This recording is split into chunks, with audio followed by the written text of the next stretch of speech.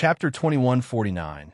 The immense level of stress that he had to face Chaos attack was strong, enough to shake the lute in Di Fui's hand. His face went pale in an instant as blood oozed out from certain parts of his hand. However, he remained still. His right hand continued to hold tightly onto the snow-white lute. Using his other hand, he reached into his pocket and took out a leaf. With it, he started to play another melody. Surprisingly, he could imitate the sound of a lute with only a leaf. Only this time, the melody sounded more calming, like a lullaby. Smoothly, he continued to play the sound. The creature's violent eyes seemed to blink in quick succession. Gu Shijio was right behind Di Fui, so she could not see his expression. Instead, the beast's expression was clear to see.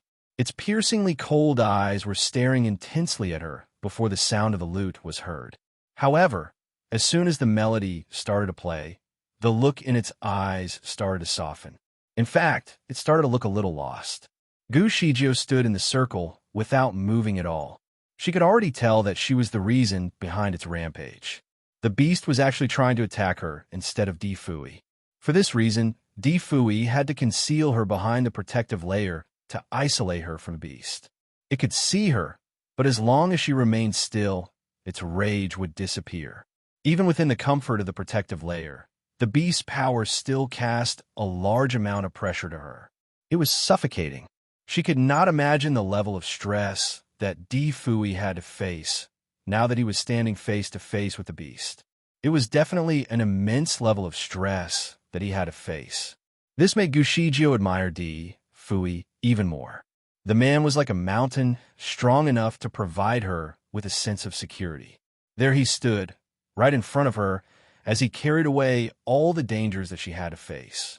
The melody continued to fill the air, and finally, the beast let down of its wings to cover up its scary eyes. Slowly, but surely, its massive body started to shrink. Gu Shijio could finally be relieved. Although she was not directly involved in the fight, she still felt as if she had just escaped death. She was sweating with every pore. Di Fui turned around to remove the protective layer. His fingers were trembling even though he tried to hide it. "Are you all right?" He was concerned. Although the beast was only an illusion, its power must not be underestimated. Even a golden immortal could barely hold it back. The beast's brute force would already crush a mortal from miles away before he or she could even get face-to-face with it. Although the protective layer could shelter Gu Shijio from its bite, the pressure that it carried was still able to impact her. When Di Fui was playing the melody, he was worried that Gu Shijio might not be able to handle the pressure and cry out loud in fear. To his surprise, she did not make a sound and continued to stand very still. Her self-control impressed him. Even though she was an ordinary human now, losing her spiritual power did not reduce any of her composure. Di Fui was happy with that. "Let me have a look at your hand." The first thing that Gu Shijio requested was to see his bleeding hand. The part between his thumb and index finger was hurt. Blood continued to flow from the wound. Gu Shijio did not like what she saw. She took out a bottle of medicine and applied it on his wound. Despite being injured, Di Fui liked to see her being concerned about him. He enjoyed having all of her attention. Chapter 2150. The discovery of her low profile. Di Fui was lucky that it was only a wound. The bleeding stopped very quickly. Concerned about Gu Shijio, Di Fui turned his hand, which was holding hers, around and observed her hand instead. "Are you hurt at all?" Gu Shijio did not let go of his hand. "No," she reassured him. "I am sorry," she said hesitantly.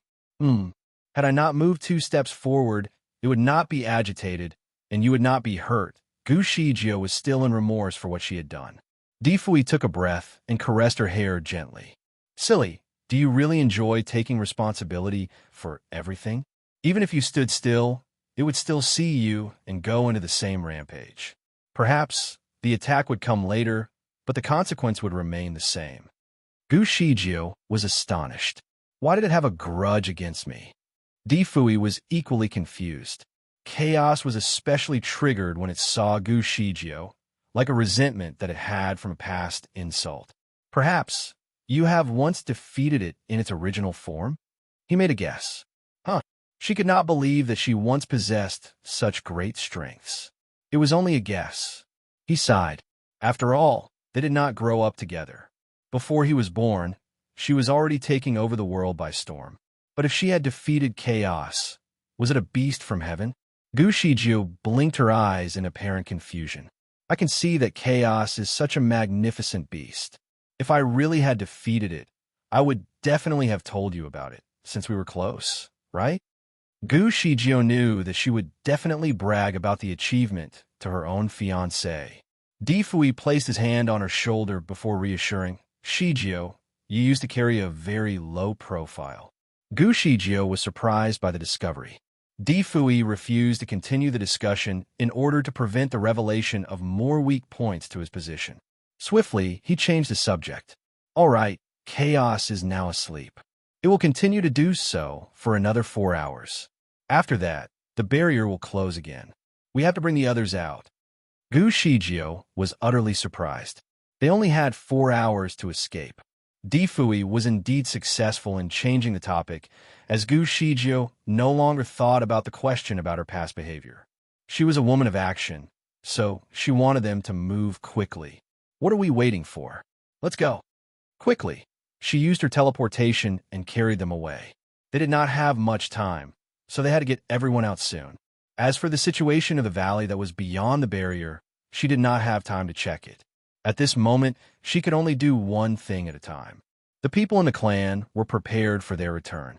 Upon seeing them, they cheered in high spirits. Then, they followed their array formation and exited the cave in an orderly manner. Over the past century, these people had spent most of their lives there. Most of them were actually born there. Although the living conditions were harsh, they were still saddened by the fact that they were leaving the place. Before they left, some emotional villagers were already crying. The heartfelt farewell continued to affect everyone's emotion.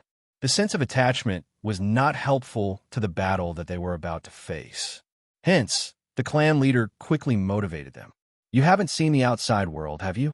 The world out there is very beautiful, with a city full of buildings and the streets filled with bustling businesses. There, you can eat whatever you want and wear whatever you wish. We can finally establish our new lives in peace.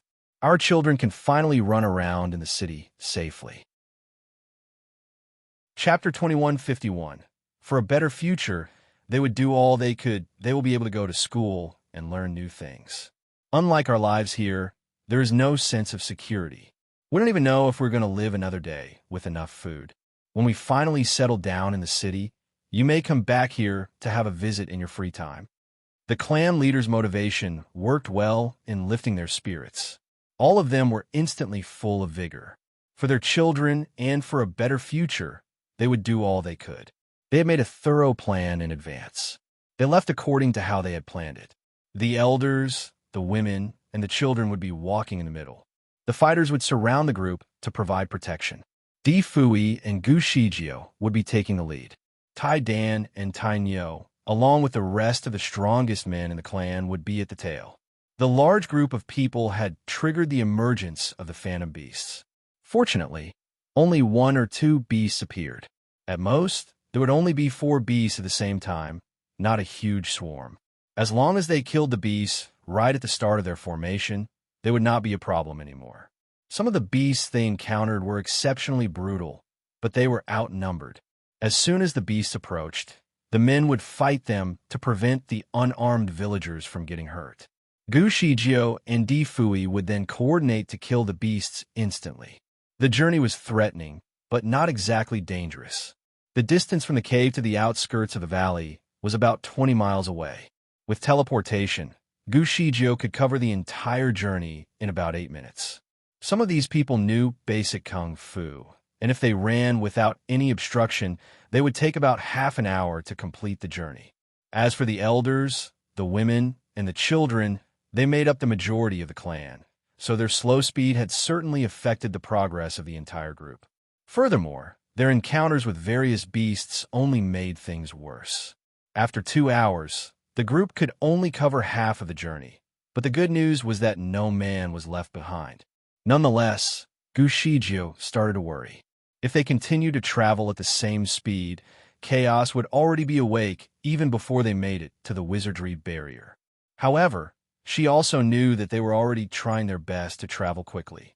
Unless they decided to abandon the elderly and the disabled, the entire group would not be able to make it out alive.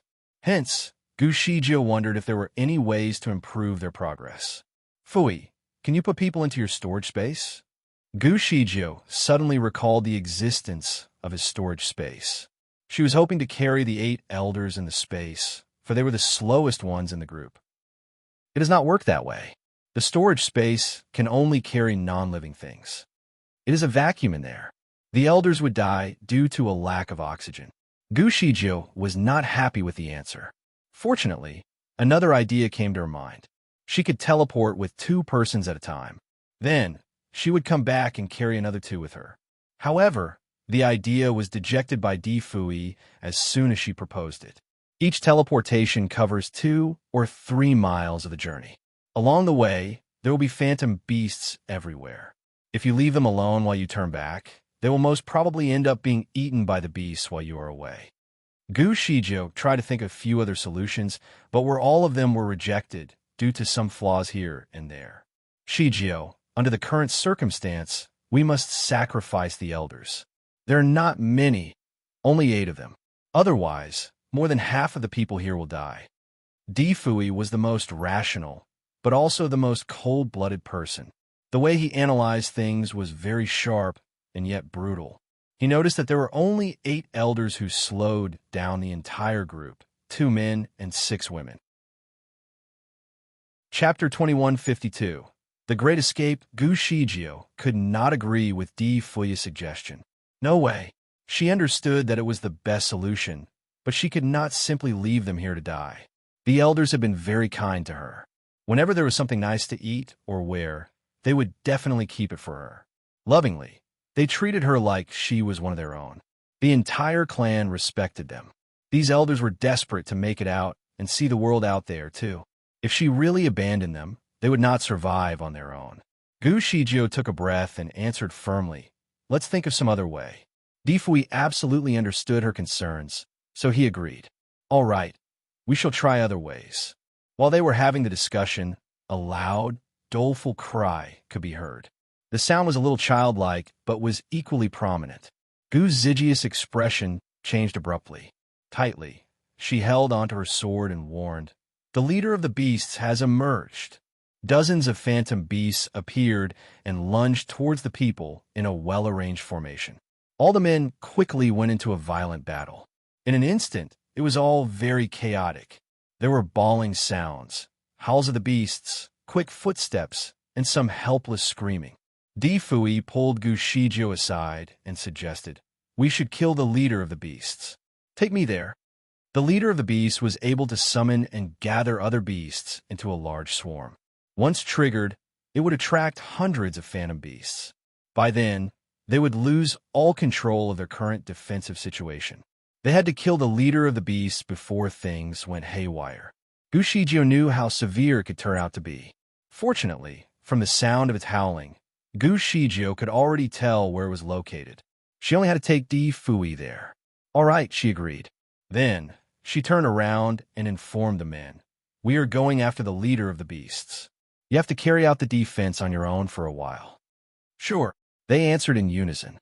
Gushijio left the group and teleported along with Fui miles away towards the direction of northwest. The leader of the beasts was hiding there. As soon as they left, the villagers had to face the phantom beasts on their own. Like before, the men could handle 1 or 2 beasts at a time. However, with dozens of them, the battle became a difficult one. The beasts were obviously trained to attack by choosing the weakest group of people. Tai Dan, Tai Nyo, and their men were filled with indignation. They stuck together to face the attack. Violently, they fought the beasts with no reserve. Fortunately, Fui had taught them a formation beforehand to help them defend themselves in all directions during an incoming attack. So far, they continued to hold their positions. To their surprise, one of the phantom beasts could fly. It dove straight towards a center group of people. Swiftly, It avoided the swords from the circle of armed men. There were the elders, the women, and the children in the center. Obviously, they were not prepared for the unforeseen circumstance. In a wave of helpless screams, the phantom beast was about to attack a small child in the group. Before its claws managed to scratch the child's head, an elder quickly ran across and lunged forward to cover the child's body under his. The beast's claws penetrated straight through the old man's back. The armed men were still fighting the incoming beasts. Occupied, none of them could leave their positions to save those in the middle. In all stresses and strains, the phantom beast suddenly attacked another child. Our death is nothing. We have to save the child. The old man on the ground pleaded weakly. Thus, another old man chose to sacrifice his life to save the child. He died under the claws of the beast. People continued to scream in distress. Tai Dan could no longer bear to see the same situation occur. He was about to leave his position and help those in need. Chapter 2153. The Great Escape 2. We should leave the array and attract their attention. All right, old man. We shall fight them until our last breaths.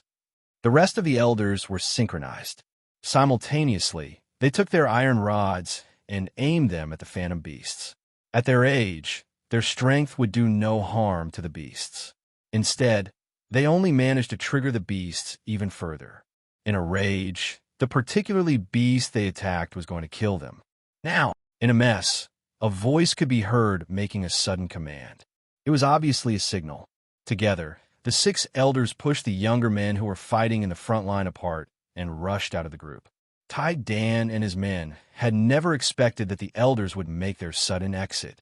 With no time to spare, they could only watch as the elders ran further and further into the distance. The beasts on the outside were unable to break through the formation and were desperate. Upon seeing the elders approaching, they switched their target and aimed at them instead. The crowd was utterly shocked. Some young men wanted to follow the elders regardless.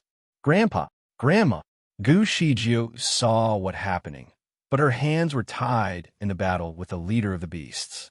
By its side, there were another 2 massive phantom beasts that served as its guardians. They had not been able to get close enough to kill it. As soon as she heard the sudden rise of chaos, she quickly turned around to check it out.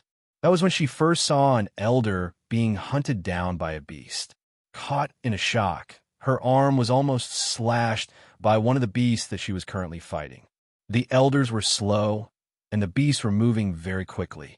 Not long after they left the group, they were all brutally killed by the beasts.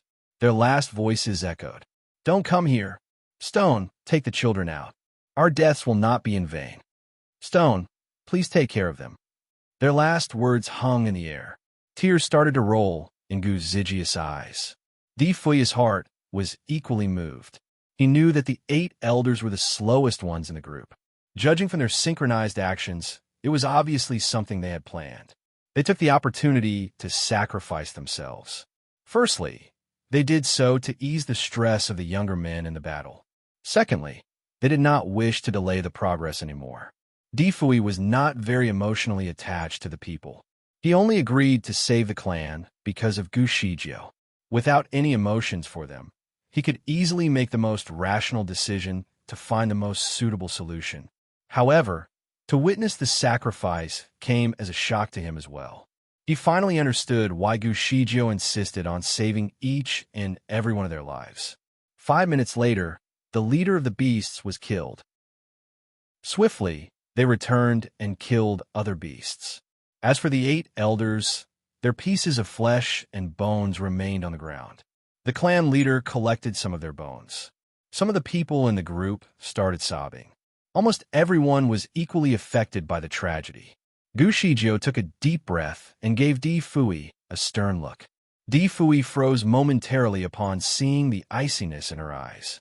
Then, Gu Shijio turned to look at the group of people. She was sad too, but it was not the time to show it. I promised to take everyone out of here. She did not cry, but her eyes were obviously red. I will not leave anyone behind, she said firmly. That is right. No one will be left behind. All of them agreed. Furiously, they clenched their fists tightly in response. The group continued their journey. Only this time, the progress was much better. Almost everyone was running. The leader of the beasts would only appear once a day. Therefore, after its death, they did not encounter any phantom beasts anymore. Gu Shijio continued to take the lead, acting calm like she was unaffected by the death of the elders. When Di Fui stood beside her, he suddenly realized that her hands were icy cold. Chapter 2154 The Great Escape 3 Di Fui could not help but think that this must be the biggest amount of lost lives that Gu Shijio had witnessed in recent months. She must be having a difficult time right now. The pain in her heart must be unbearable. He wanted to hold her hand, but she flicked his hand away as soon as he approached her. Shocked, he looked at her, but she did not look back. Instead, she kept a distance from him. Di Fui did not know what to say. He pinched his mouth into a tight line in bewilderment. Did she think that the elder's death had anything to do with his previous suggestion? Did they choose to sacrifice their lives because they had heard what he told her? He did not use directed audio when they had the conversation because he wanted to reserve his energy for better purposes. He already tried to lower his voice as much as he could. However, did the 8 elders still hear him? Was that the reason? While they were on their journey, he tried to hold her hand again. I am sorry, he apologized in a deep voice. Gu Shijio halted her steps. It is not your fault, she answered. She took a deep breath before continuing in a trembling voice. I am only angry that my kung fu is not any better. If her kung fu were strong enough, she would be able to work independently with Di Fui. She would have been able to protect the innocent lives. Now, she was mostly dependent on Di Fui for his support. There was a sense of guilt in his eyes. If it were not for his frequent act of compelling her into a relationship in the upper bound, she would not have revealed the heavenly secret. She certainly would not have ended up here for all this suffering. Moreover, she would not have lost all of her spiritual power and be doomed to become a mortal being. Shijio, I will protect these people with you. He gave her a quick, tight hug and made the promise. Frozen momentarily in his embrace, she finally nodded firmly. All right. About an hour later, they finally arrived at the edge of the wizardry barrier. It was an entrance to the valley. The area used to be covered by the layer of red fog, so they could not see through the fog to know how it really looked like. The clan leader had a multitude of feelings surge up upon seeing the view of the mountains, with shapes protruding like fangs from afar. A century ago, he followed the men in the hunt as a child and entered the valley. After all this time, he was finally leaving the place. How would the outside world look like? No one knew. However, there was hope for a better world, as long as they could make it out alive. The surroundings of the valley were still filled with a layer of red fog. However, there was a clear path that could lead them miles away to safety without any foggy intervention. Nevertheless, on each side, the red fog could be seen slowly closing in. Apparently, the entrance was closing up again. Run fast but orderly, Gu Shijio commanded. When the last man escaped, the red fog finally sealed the path again. No one could see the path from which they came. The clan leader finally heaved a sigh of relief. He did not quite know how to feel as he stared at the layer of red fog fixedly. They finally made it out. After a century of being trapped, they finally made it beyond the red fog alive. The rest of the clan was excited by the view of the outside world. Although they were still deeply moved by the death of the 8 elders, the newfound freedom could at least ease the pain in their heart. After clearing the valley, they came by a hill. After the hell they had been through, they would come to a pathway in the mountains that could lead them all the way out to civilization. The valley was filled with an abundance of rocks. There was hardly any green anywhere. It was usually covered in different shades of gray. However, life was thriving in vivid green on the hill. Many kinds of flower blossomed in many colors everywhere. They had been running for their lives for quite a long while. Now that they were safe, they finally felt a sense of relief. Some suggested that they should take a rest on the hill. Many agreed. The journey had been a very exhausting one. They desperately needed rest to eat something and regain their energy. Chapter 2155 The Great Escape 4 Gu Shijio was also exhausted. Along the way, she had used her teleportation skill so many times and was even involved in a series of battles. At this very moment, she could feel that her legs were weak. However, she dare not take a rest like everyone else. They were new to the place, so no one could be sure that there was no incoming danger. She wanted to send a few men out in different directions and secure the perimeter, but was quickly interrupted by Di Fui. He sat her down on a big rock and said, "You should sit down and have a rest. I will take care of it." Gu Shijiu noticed his fairly pale complexion. "There is no need for that. You should rest while I check the place out." Her eyes then swept across the hill as she said, "The place may not be too safe. We should take a break for only an hour. After that, we should resume our journey. The next stop for rest will be in the city. Taidan, you will guard the southern side. Tainyo, you will take the northern side." After a series of commands, these men took the orders and spread to their respective positions. Their preparation was sufficient, so things moved swiftly. All of them had water and food supplies with them. The food that they had was only grilled meat. Furthermore, they only ate when it was absolutely necessary due to the limited supply. Suddenly, someone recalled Di Fui's promise. "Mr. Di, you told us that you would give us the dishes you had given to Gu Shijiu once we made it out alive." Yes, Mr. Di has promised us so." The discussion continued. These people continued in chatter to lighten the atmosphere. But not all of us survived. Grandpa Tai Shu. Someone had to dampen their spirits. Grandpa Tai Shu was one of the elders who chose to die in the valley for the general good. At the thought of the death of the elders, the chatter slowly faded, and the atmosphere became gloomy again. Di Fui took a look at the sad faces in front of him and proceeded to take out something from his storage space. In his hand, there was a small bag. The crowd was astonished. Could all the dishes be stored in this small, seemingly useless bag? It seemed impossible. It was indeed impossible. Instead of the dishes, Di Fui took out some fruit from the bag. There were peaches, pears, and plums. There were more than 100 pieces of fruits, and he gave them all to the clan leader and said, "Distribute the fruits to them." These people had never seen fruits all their lives, so most of them did not know what he had passed to the clan leader. The clan leader knew what the fruits were, however. He thanked him for the gift and passed the fruits to a few honest men to distribute to the villagers. Each person can have one. The children will have two. The fruits tasted sweet and refreshing. It was something that the villagers had never tasted in their entire lives. Most started to enjoy it after the first bite. The children were obviously happy and screaming in excitement. They placed the fruits carefully in their hands and took careful bites. The crowd was happy again. These people were still grateful for Di Fui. Without him, they would not be able to make it out alive. Before the journey out, most of them had never seen him in a battle with the phantom beasts. They finally had the chance to witness his strength on the journey and were thoroughly impressed. There was a look of admiration in their eyes. On a rock, Di Fui sat and closed his eyes to take a short rest. He was even more exhausted than the rest of the group. After all, he was the one who took the lead in every battle with the phantom beasts. Furthermore, it was not that long ago that he even encountered Chaos, the great beast.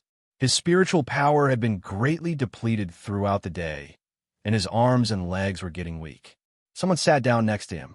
He opened his eyes and saw another pair of bright eyes staring back at him. He frowned. Quietly, he shifted away. He was not used to having someone get too close to him. He resisted the urge to push the woman far away only because she is a friend of Gu Shijiu. Chun Chao was very enthusiastic at that moment. She tapped Di Fui's shoulder and complimented, "Mr. Di, you have done great. From now on, I will never call you a weak man." Chapter 2156. Is this a custom from heaven? Di Fui flicked her hand away and said nonchalantly, "I do not care what you say or think." Chun Chao was shocked by his sudden resentment. Di Fui adjusted his robes gently before giving her another look in the eye. "A girl should not get too close to her good friend's man," he warned. Chun Chao was taken by surprise. Was this a custom from heaven? Nonetheless, she nodded firmly. All right." Di Fui did not say anything further. Instead, he looked at her, as if trying to tell her to go away. His intense gaze terrified Chun Chao. She touched her nose out of awkwardness and left. She was going for Gu Shiju this time. The man was good at everything except socializing. He could not join the group, as he was obviously not one of them. Given his attitude, the people were not sure if the man would take advantage of Brother Stone. They wanted to have a chat with Di Fui, but the idea faded when they saw Chun Chao's unfortunate rejection. They dared not take another step closer. Di Fui closed his eyes again to take another quick rest. He started to meditate. After a long day, his spiritual power was reduced by a great amount. He thought that in a short, quiet rest, he would be able to feel his power growing back. However, it was not the case. Every decrease in his level of spiritual power seemed irreversible. His spiritual power was at a new low with no sign of recovery. Earlier, he wanted to open the box in his storage bag to take some dishes out for the group, but he only managed to open a small opening. He could not take the box, so he could only reach out for the small bag that carried the fruits. He could use his spiritual power to open the storage bag forcibly, but he did not want to spend his remaining spiritual power on this unnecessary act. It was already in the evening. The hill was windy with a clear sky. The air was filled with the refreshing scent of the greens around them. The surroundings were completely different from the valley that was constantly shielded under a dark, gray layer of haze. But there was one thing in common. There was no spiritual power in the air at all. Di Fui had been to the underworld, which was said to have the worst condition out of all existing worlds. It was known to be a place with a scarce amount of spiritual power. As long as he meditated with special techniques, he could still source a large supply of spiritual power from the surroundings to fill in the gaps in his body. However, there was no spiritual power at all in his current location. Logically speaking, all the lives here, including the plants, had a spirit. As long as there were spirits, there would be spiritual power. This was a matter of fact that even God could not alter. In the valley, there was an explanation for the lack of spiritual power. But why would the outside world be just the same? Was there any special channel to absorb the spiritual power of this particular world? Was there any problem with his meditation? He took at the kin leader who was sitting on a rock and trying to meditate as well. The way he did was a little different from him. He pointed a finger at the sky and another to the earth. He did not sit with his legs crossed. Instead, he sat with his feet facing each other. After a short while, his fingers started to tremble. Soon, he opened his eyes, only to be surprised by Di Fui's presence. Di Fui was staring at him from the top of another rock, not too far away. "Mr. D," he greeted while trying to stand up. "Have you extracted any spiritual power?" Di Fui asked frankly. The clan leader hesitated a little and shook his head in disappointment. "There is no spiritual power here." His face was grave as he told Di Fui. "Something is not right. There used to be spiritual power here." "Yes, I did take a short rest here on the hill back in the days. There used to be an abundance of spiritual power, unlike now. Did the red fog absorb all of the spiritual power here because the place is too close to the Forbidden Land?" The clan leader tried to find the best explanation. Chapter 2157. "Finally, you want to talk to me?" Di Fui squinted at the clan leader's comment. He thought that this matter was not that simple. "What identity did you have before you entered the valley and got trapped?" The old patriarch was shocked.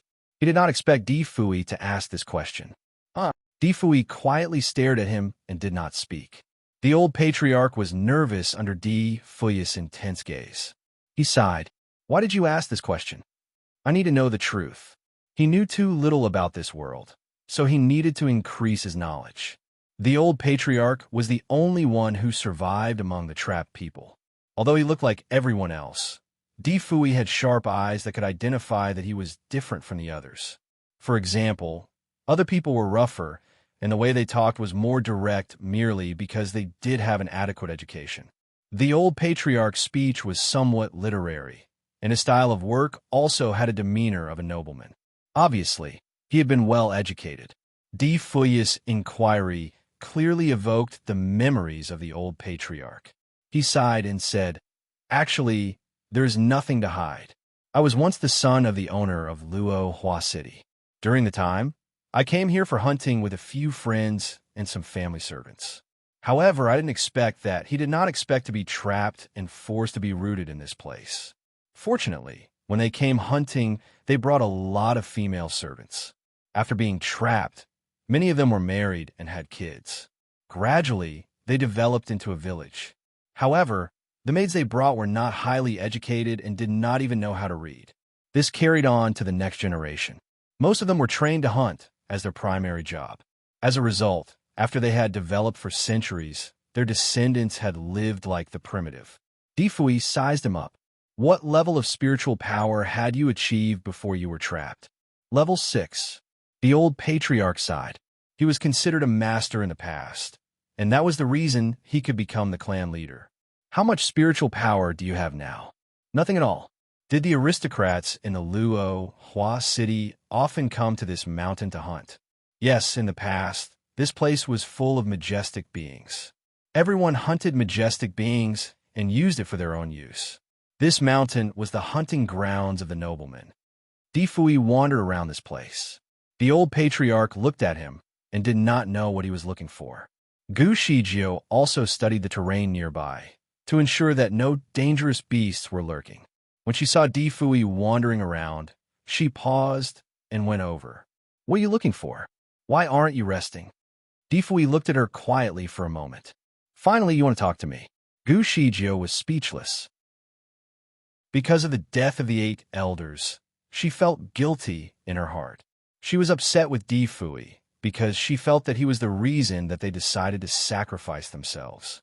Although rationally she understood that she should not blame Difui, emotionally, she felt a bit irritated and did not want to talk to him. Besides, she also knew that Difui was exhausted and needed to rest, so she ran away and arranged other things. Chapter 2158. Was she treating him like a child? Gu Shijio thought that her coldness was just a small matter and that Difui might not be able to sense it. However, she did not expect this person to be extraordinarily sensitive and also a bit arrogant. It made Gu Shijio dumbfounded. I have always wanted to talk to you. I just thought that you should rest more and meditate. You cared about me? Of course. Gu Shijio had taken the time to calm down and clear up her mind, so the grievances in her heart had almost disappeared. Difui raised his hand and held her hand to pull her closer to his side. Can you stay with me when I rest? Gu Shijio looked at his slightly pale face. She felt somewhat distressed, but also thought that it was rather humorous. Do you actually need me to accompany you to rest? Are you a kid? Difui replied. Well, then I will go and rest alone. You can go ahead with your things. He let go of her hand, turned and left. Gu Shijio was speechless. She was just joking, but she felt like she had stepped on his tail. She looked at his back and could tell from his body language that he was disappointed. She went forward and spoke. Okay, I will accompany you to rest. She comfortably grabbed his hand and patted it. Don't be angry, okay? Difui was speechless. Was this girl treating him like a kid? He glanced at her from the side and felt as though she was comforting her wife. It seemed like she had been deep-rooted as a man. Difui's eyes flashed slightly as he circled her waist with one of his arms to hug her. Let's go. The old patriarch looked at the Difui with a confused look. He thought that after Difui had questioned him, that he would be able to find out something and discuss it with him.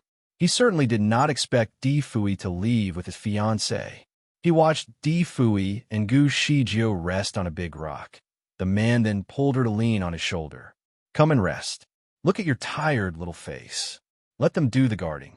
Even if you're the leader, you don't have to do everything. Gu Shijio was really tired. At this moment, when she leaned on his shoulder, she felt warm and comfortable. However, she still wondered, I thought that you would take out of bed to rest. Difui was stunned, and then he raised his hand to pat her hair. Stupid, we should not enjoy such luxury in front of so many people. Otherwise, people would think that you are just showing off. If you think that the rock is too hard, you can sit on my lap and let me hug you. Gu Shijio was speechless for a moment. Later, she firmly refused. No, leaning on each other will do. Therefore, they both leaned on each other to rest. The old patriarch could not help but watch the couple. He sat down somewhere nearby and frowned. He wanted to go over and talk to Di Fui, but he did not want to disturb the pair of lovebirds.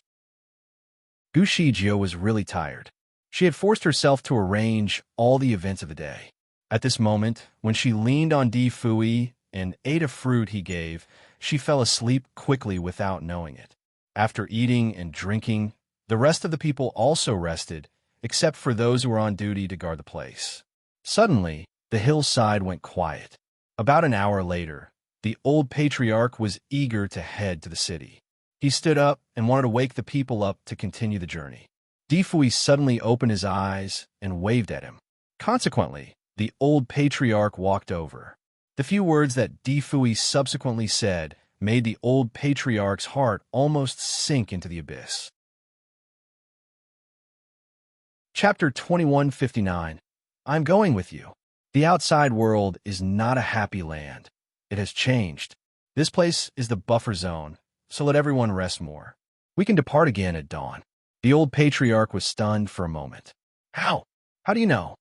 Di Fui calmly said, since this mountain was a place where the nobles have been hunting, there must be people who often maintain it. Besides, you are the son of the owner of Luo Hua City. If you suddenly disappeared, the city owner would definitely send people to come and find you. Even if they can't enter into the red fog area, they should at least search around this hillside. However, I just looked around, and there were only traces of human activities 100 years ago. No one has come to this place for around 100 years. There are only two possibilities for this kind of situation. The first is that drastic external changes have made this place worse than the red fog blockade area, and human beings have become extinct. Second, human beings have not gone extinct, but their range of activities has not been able to reach here. His analysis was reasonable, and the old patriarch could not counter it. Di Fui was right. This place used to be quite prosperous. There was a bustling station built by Luo Hua City along the way. There were often young noblemen who came here to hunt, so there should be signs of human activity in this place. In the past, when they were trapped, they had hoped that the city owners would send people to rescue them. Unfortunately, nothing happened. He thought that those who were sent were blocked by the red fog and could not enter the valley. He never expected that they could not even reach this hillside. It seemed that the outside world was not as beautiful as they thought, and it had changed dramatically. What would be the significant changes? The old patriarch's fists clenched as he looked at Di Fui. What can we do now? Everyone is tired. You all can take a break here first. I will go out and take a look. I will go to Luo Hua City first, and we can decide later. I'm going with you. Gu Shijio, who had been leaning on Di Fui, suddenly opened her eyes. It seemed like she was awake for some time. Di Fui refused. No, I am just going to explore. You stay here and take care of the villagers. Since the situation is unknown, there might be an attack during this period. The old patriarch also said, Shijio, Mr. D is right. You should stay here to deal with any unexpected events. Gu Shijio stood up. There will be nothing unexpected here. I have already searched the area, and there has been no trace of any beast activity in recent times. Of course, there are no signs of human activity too. This place should be safe for the time being. It is enough to have Tai Dan and the rest to stay. On the contrary, the outside world could be hazardous. If he went out alone, he might be in danger. Thus, it would be better for me to go together with him. At a crucial time, she could use her teleportation technique to save his life. Di Fui could not help but look at her. He did not expect her to have checked the surrounding so thoroughly when she appeared to be leisurely taking a stroll earlier. Although she lost her memory and martial arts ability, her sixth sense was still extremely sensitive, and her style of work had not changed much. Gu Shijio felt very fortunate that they did not bring the whole team together in this period, or else they would all be dead. The sky was covered with thick clouds. Flowers, grass, and trees had grown everywhere, and the beasts were rampant. The weeds were long and tall, and the shrubs that used to be at the height of their waists had now grown into towering trees here. The trees here were strange. All the branches had expanded toward the direction of the sky. Chapter 2160. Cooperation. Di Fui saw a willow which had branches that were like the hair of a woman being blown up by the wind. However, the scenery on the ground was not covered by the trees. If one looked up, they could still see the sky, stars, and moon. The two finally found the so-called bustling station that they looked for. The road there was made of stone. It was flat and firm, and it could definitely carry carriages on it. However, it had now been filled with thorns and weeds, and the whole place was hidden in the mountains and jungle. Gushijio had to pull out a lot of grass before she was able to see the road.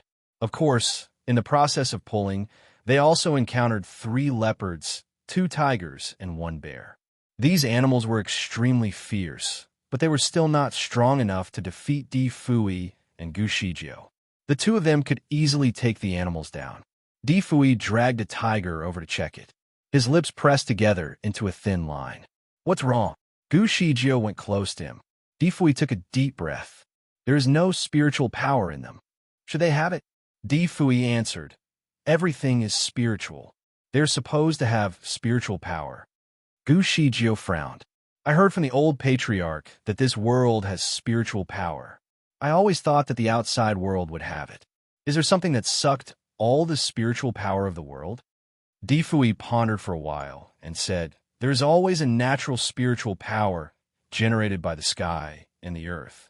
If the power was being sucked out, it could still be regenerated. However, I still can't sense it until now. I guess there must be some mechanism or wizardry barrier that is constantly draining the spiritual power away." While both of them were talking, a big python emerged and rushed toward them. The big eyes of the python were both red like lanterns. It rushed fiercely to both of them, as if it had a deep hatred toward the two. Di Fui frowned as he pulled Gushijio behind him. He whispered, "Don't take its life yet." "Okay." Gushijio also pulled out her sword from the sheath. Although the big python was fierce, it was also not equal to these two people. After a while, the body of the big python had already been cut by both of them. It was 7 or 8 feet long, and the giant python was at least 500 years old. It should be a semi-demon. By right, this kind of python should already be very intellectual. It should be smart enough to realize that it was not the opponent of Gushijio and Di Fui. A regular python would have fled. However, this python entangled with them indefinitely and had no plan to run away. When Di Fui felt that the timing was almost right, he ended the python's life with his sword. Both of them were a little breathless, but after a quick break, Di Fui asked Gushijio, "What can you see?" Gushijio said, "These beasts are very reckless and irrational. They attack anyone and will not stop until they are dead. Yes, they are very reckless. I had observed them just now." The two shared their opinions while sitting on a branch. Gushijio looked up at the round moon in the sky. "I don't know if they're all like this during the day and night, or only at night. I somehow feel that this moon is a bit strange. Was the moon strange?" Di Fui also looked at the moon. The moon was as big as a disc and was golden. There was a cloud floating around it. It was a very typical night under the moonlight. He could not see any strange. Suddenly, he thought of something, and his fingers that were holding his sword were tightened. Chapter 2161, Cooperation 2. Di Fui finally realized what went wrong. The night they came out, the moon was not round. However, it was now a full moon. A full moon could make animals excited and reckless. Even some people from the monster kingdom could not get rid of this kind of curse. For example, the werewolf family could generally keep their human appearance under normal circumstances.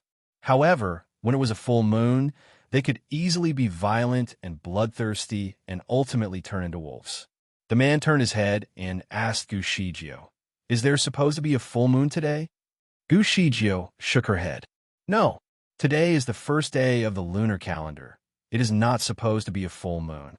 "Did the old patriarch mention before that the timing outside is different?" "No, the old patriarch actually brought an hourglass with him when he came out to hunt and got trapped. He made sure that the time was synchronized with the outside world." Di Fui frowned slightly. He had some knowledge about the Shura world and knew that the moon worked the same as the ordinary world. "It seems that this moon has a problem." Gushijio remained silent. It was still all right if other things went wrong. How does one fix the moon? The moon may not be the real reason. Perhaps there is some kind of power that changed the magnetic field of the Shura world. We can investigate it after we get out. Difui shook his head. Do not worry. You have me for everything. Gu Shijio felt warm in her heart and let out a sigh of relief. I'm thinking about what we should do next. The beasts we encountered are not particularly powerful. Maybe the situation outside is not as bad as we thought, and Luo, Hua City still exists. Difui looked around his surrounding. The tree they stood on was the highest in the vicinity, and they could see miles ahead. He could see that deep in the woods, there were all kinds of beasts that emerged from time to time. Once these beasts came together, it was a bloody battle. The moon makes them excited. Look at their eyes. They are blood red. Fortunately, they are much weaker than the fierce beasts in the valley. One person can deal with 2 or 3 beasts here individually. What I worry is if they attack in groups. Gu Zigius analyzed. Don't worry. These fierce beasts are too affected by the moon. They will have no energy during the day. Most of them will find a place to rest. Even if a few beasts attack, we can deal with it. However, I'm concerned that something else will happen. Difui suddenly noticed that Gu Shijio was quiet.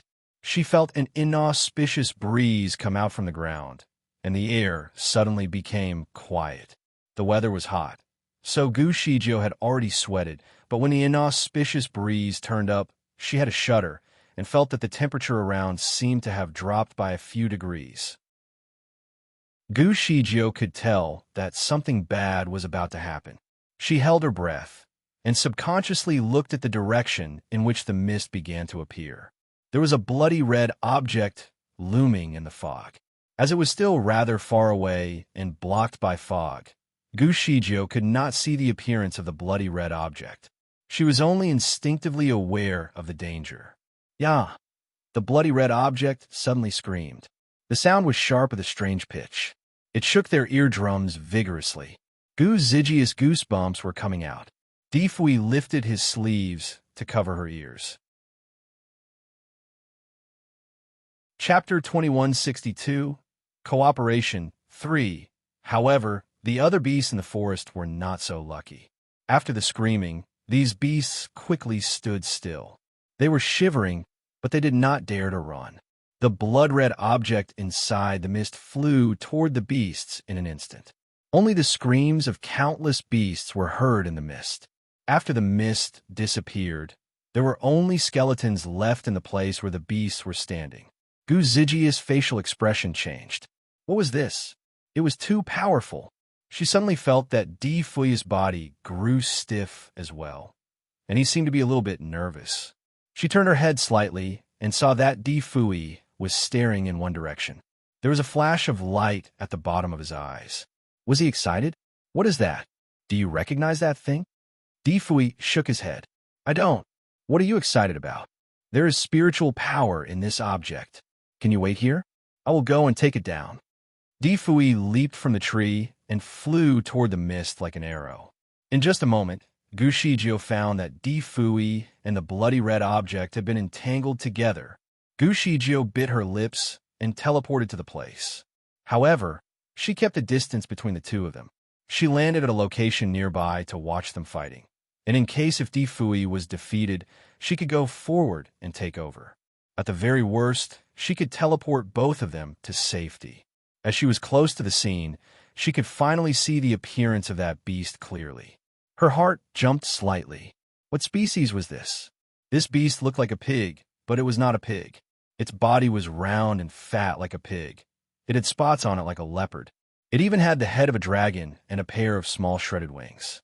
Every time its wings flapped, there was a layer of mist around it. The mist was not white, but light blue. Whenever the mist touched something, it would dry up and die. This mist was undoubtedly poisonous. Gu Shijio was worried that Difui might be in grave danger, so her eyes had never moved away from him.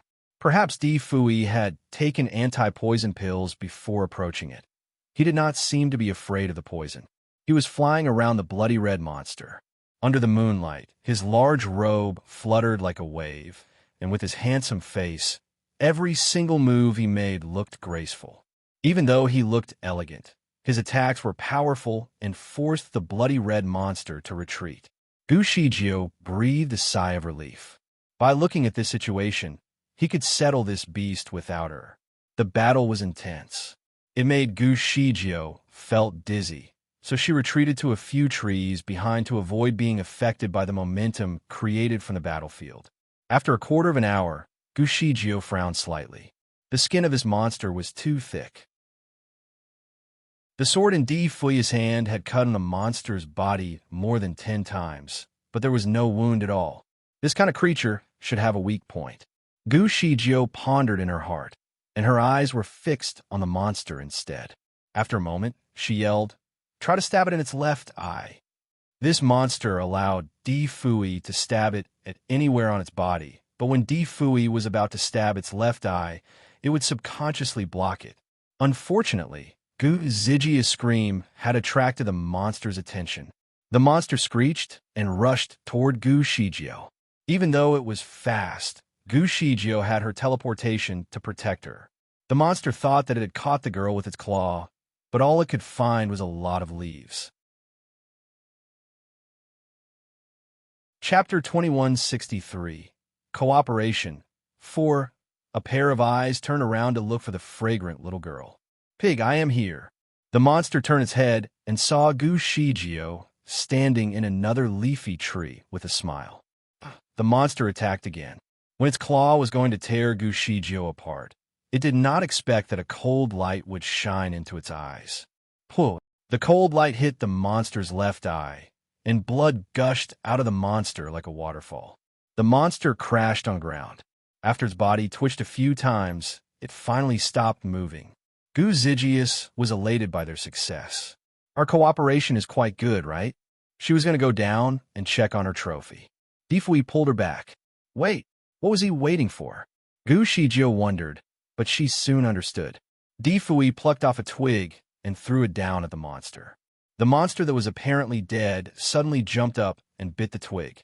The twig was instantly crushed into powder. Gu Shijio was shocked. This thing actually knows how to pretend to be dead. The monster then crashed to the ground again. Di Fui finally spoke. It was not pretending to be dead. He brought Gu Shijio down the tree. At this point, Gu Shijio witnessed Di Fui familiarly cut off the head of the monster and remove a red crystal from its head. The red crystal was like a red sun reflecting a red flame around it. From this red crystal, Di Fui finally felt the long-lost spiritual power that was hidden from this land. This crystal actually contained a lot of spiritual power, so Di Fui was relieved. He put the crystal on his palm, and then pulled Gu Zijia's palm over. "Come, let us absorb it together." This red crystal contained a lot of spiritual power, and Di Fui estimated that after the absorption, he could restore the spiritual power that he had consumed today. Even though it would not be able to restore him to his original level, at least he would be able to open his storage space again. Gu Zijia's eyes flashed slightly. Suddenly, she withdrew her hand. "No, you absorb it." Di Fui was shocked and looked at her.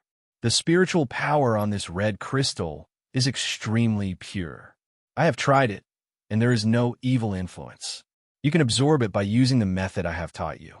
There will not be any side effects. Gu Shijio shook her head and looked at him. "No, you have used up a lot of spiritual power today, and you can't even open your storage space.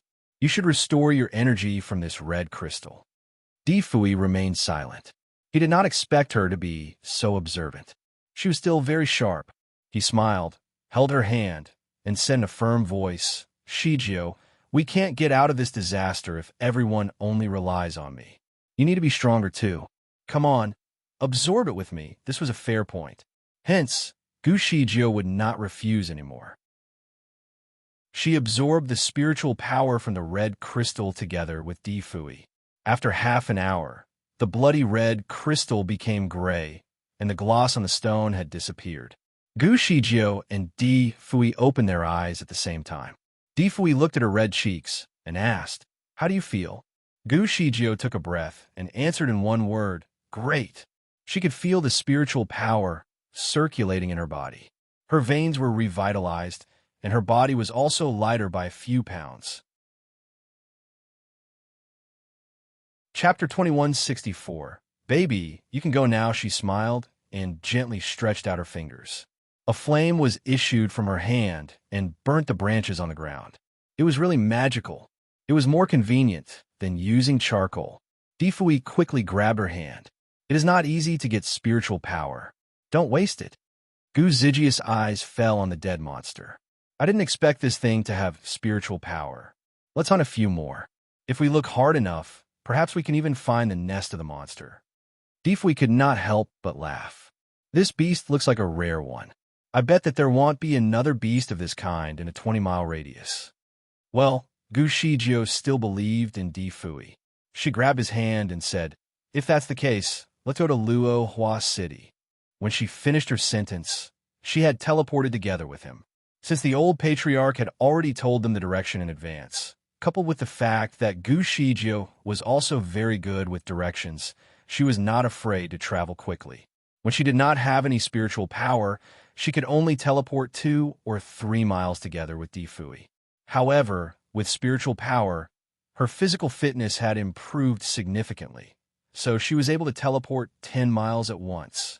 Of course, the two of them still encountered fierce beasts along the way. If she could avoid them, she would definitely stay away. Otherwise, they would just kill them. There was another benefit of teleportation, which is that she could travel in a straight line. This allowed them to move faster. After 4 consecutive teleports, she had taken both of them entirely out of the mountainous area. Gu Shijio looked around, and her heart sank. The place where she was standing should be the main road. However, it was also covered by bushes of wild grass. It was similar to the situation in the mountains. There was no trace of human activity.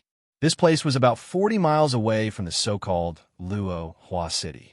If Luo Hua City still existed, this place should not be abandoned. Gu Shijio studied her surroundings and realized that the trees on both sides were raging like the primeval forest, and all the branches were also extended to the sky, like the inverted mop. It was hardly different from the mountain.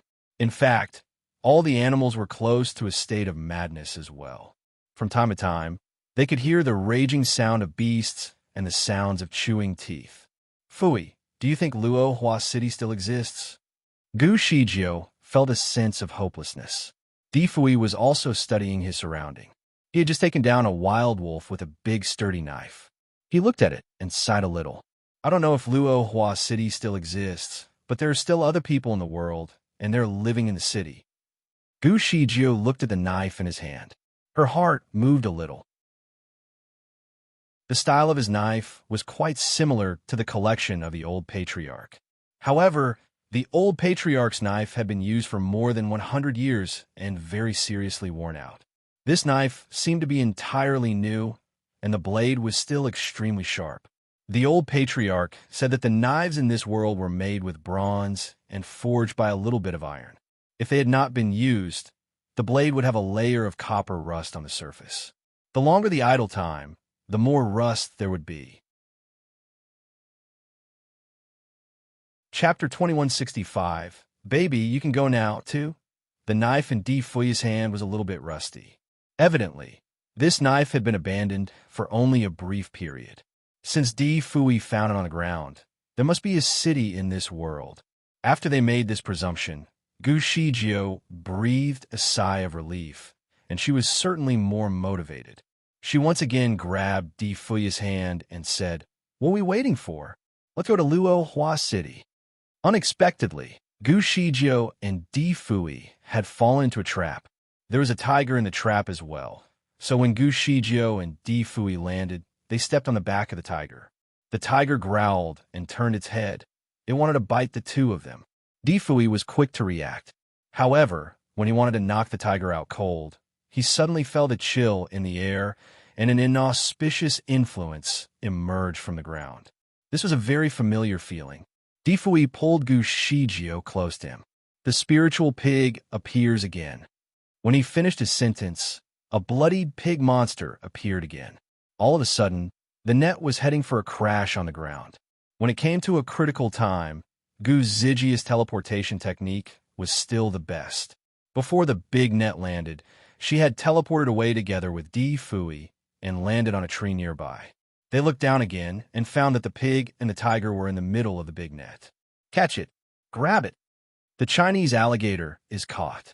We are finally safe. We have caught it. We still need to kill it and get the spiritual crystal.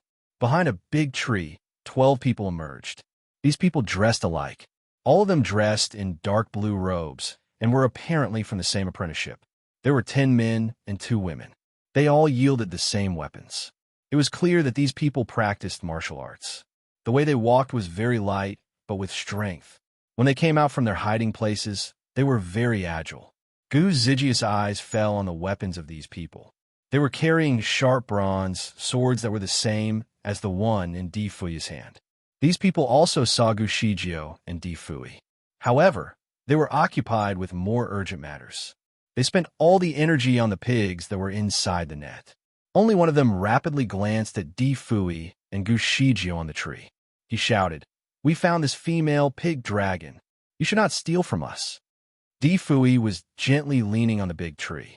He smiled and responded, "You do not have to worry. We are not going to steal from you." The man was dazzled by his smile and stared at him for a while.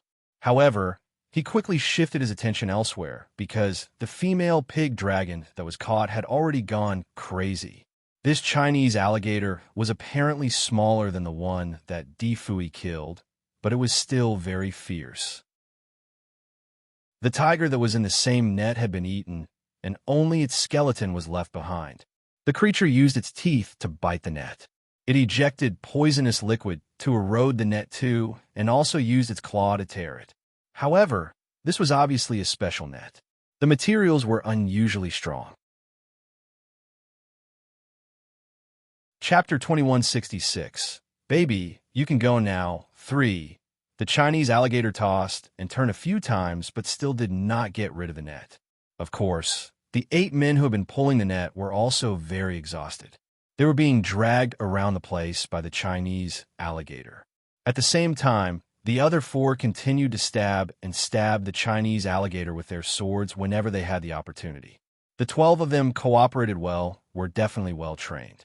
Gu Shijio looked down for a moment and then turned to ask Di Fui, "Are we not helping them?"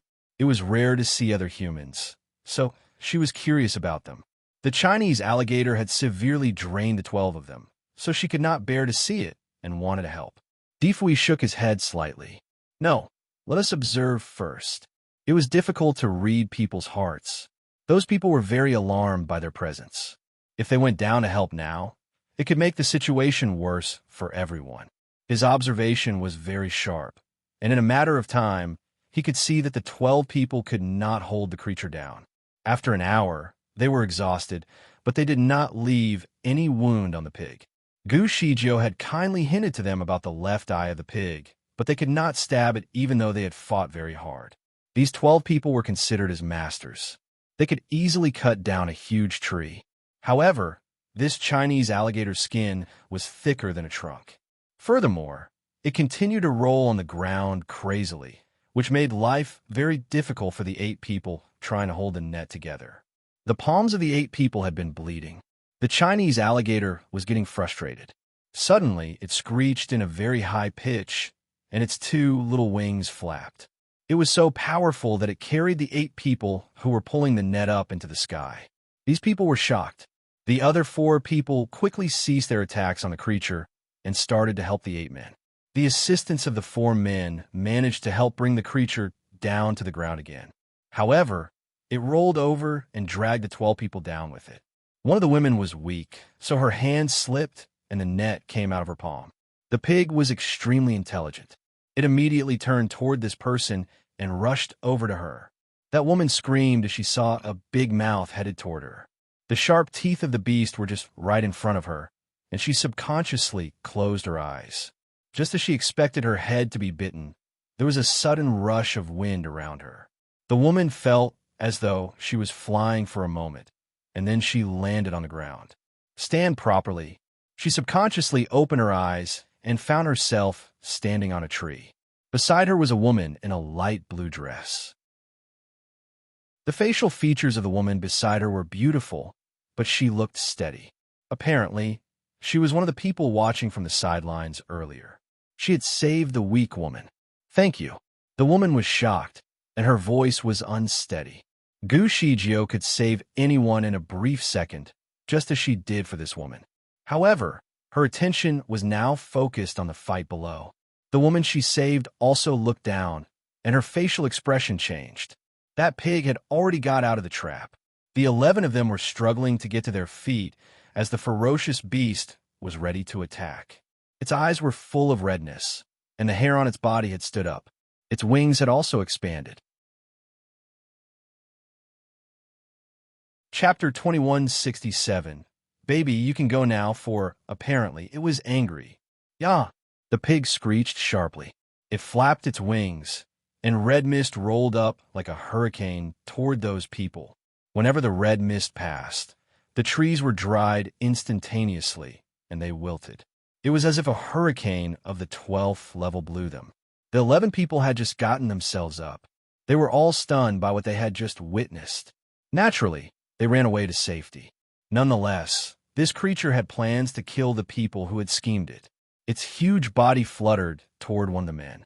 The man had just been blown by the hurricane and did not have time to get up. He knew for sure that he was about to meet his doom. The foot of this pig was the size of a dustpan.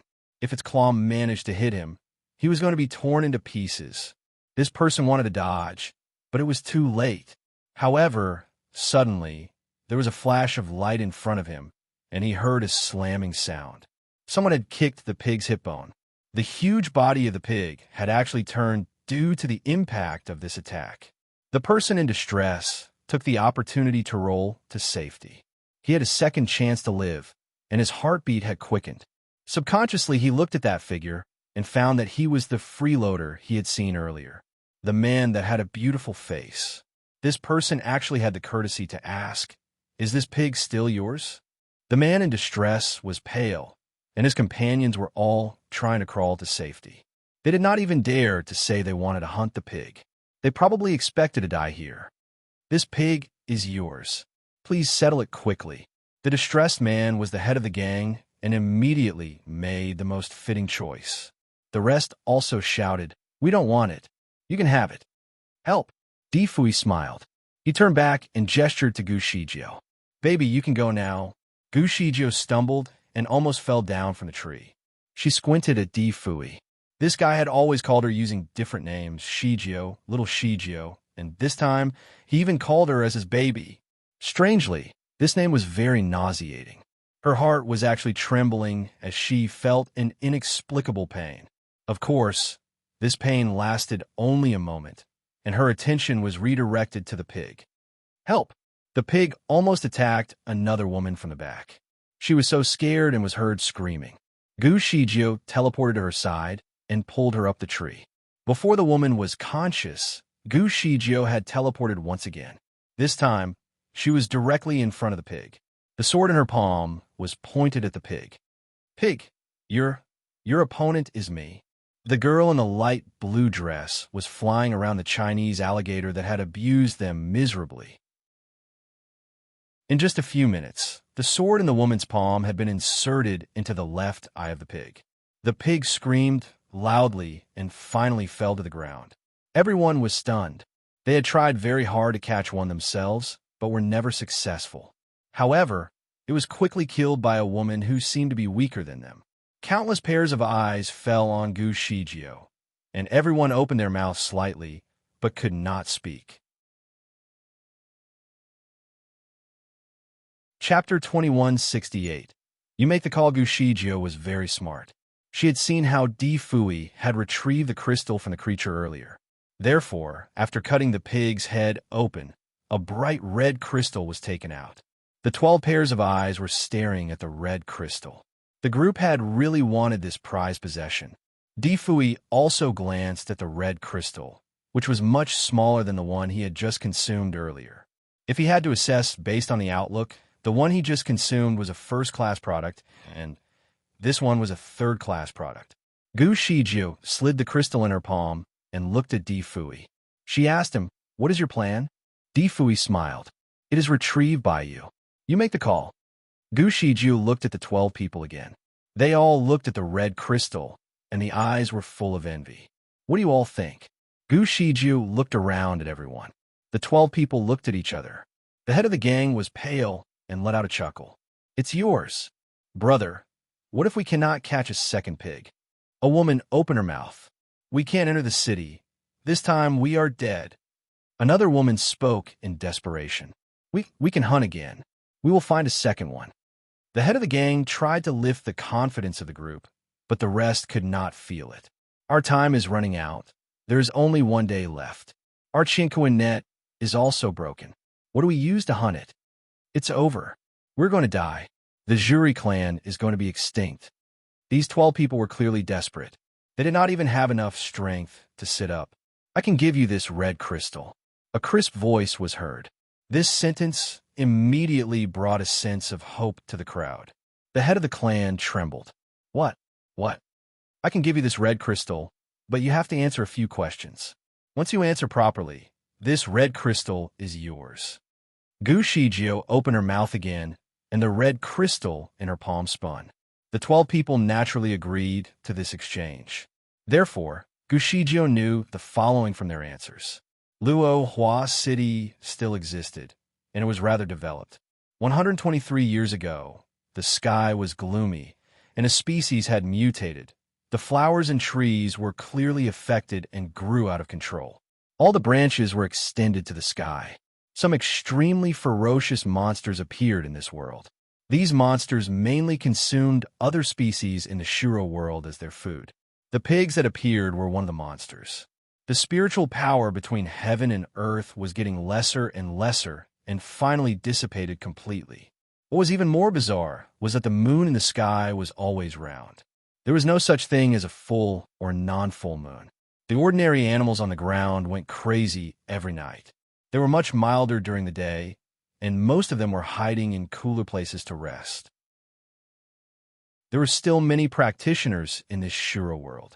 As they could not get the spiritual power that was needed for cultivation, many practitioners in different clans had become ordinary people. They had died of illnesses and old age. In addition to the ravages of these monsters, a lot of villages and towns had been destroyed, and many clans were getting extinct. Later, they did not know who actually found out that those extremely fierce monsters had a spiritual crystal which could replenish spiritual power. Therefore, the clan started to hunt these monsters. Chapter 2169. They received a second chance. The creature was extremely ferocious, and a special weapon was required to hunt it down. Many lives had been taken before one could even be caught. Furthermore, with such a barren environment, people could no longer plant crops as the weeds would have prevented it. Thus, there was completely no grains available, and the villagers could only struggle to survive by hunting for their food. To make matters worse, there was a blood rainfall once every 10 days in this realm. The rain was highly corrosive to the extent it could destroy normal houses and even some of the caves. Only those houses protected by wizardry barriers were protected. Nonetheless, that was not their only threat. There was a flood of countless monstrous bloodbats that sucked the blood from any living things in just a blink of an eye. The Jueri clan was once a relatively good clan. However, there were only 12 members left since the misfortune. It was only when they gave shelter to a vagrant that they found out that not all the cities have waned. 9 new cities were created in recent years, and all of the people there were living normal lives. Such cities were considered a paradise to the people who suffered every day. Therefore, the members of the Jueri clan decided to move to Luo Hua City, which was nearest to their clan. Their clan was about 600 miles away from Luo Hua City, and 12 of them made it after 6 days of travel. Unfortunately, they found out that they were required to pay spiritual stones to enter the city. The only other acceptable scenario was if they possessed a special ability. Otherwise, there was no way for them to enter the city. As a result, hunting monsters with spiritual stones in their body was their only option. Fortunately, they had all the necessary equipment, and they knew there was a Chinese alligator around Luo Hua City since they were very experienced in hunting. After searching for 3 days, they finally found a Chinese alligator. Unfortunately, all of them almost died. Nevertheless, since Gu Shijio got all the information she wanted, She lifted her hand and tossed the spiritual stone to the leader. Here you go. The leader could not believe it when he got the stone. After all, the information Gu Shijiu wanted was not a valuable secret. He even had his doubts about whether or not Gu Shijiu would keep her promise, as he believed that she might not give him the spiritual stone even after he told them the truth. To his surprise, they received a second chance. Dear benefactor, are you going to Luo Hua City? Why not follow us? One spiritual stone is enough for 20 people to enter the city. Gu Shijiu shook her head and added, Indeed, we want to enter the city. However, there are 138 of us. She then briefly told them about her tribe. The leader remained silent at first, but then turned around and had a discussion with his junior apprentices. In the end, they proposed, Benefactors, we are willing to go back to your village and bring all your people to Luo Hua City. Although the kung fu that the 12 of them possessed were no match for Di Fui and Gu Shijiu, they were much better than the villagers Gu Shijiu wanted to save. Besides that, they have been living outside the forest and knew many ways to protect themselves.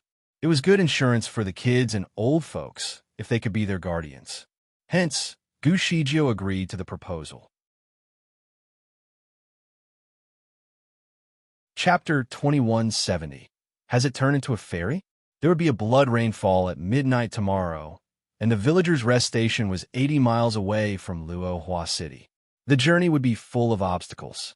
Ferocious beasts would probably attack them along the way. If the villagers could depart tomorrow morning, they might be able to arrive in Luo Hua City at night. Hence, they did not have much time. Gu Shijiu had a discussion with Di Fui about the best way forward. However, it seemed like it was best that they go separate ways.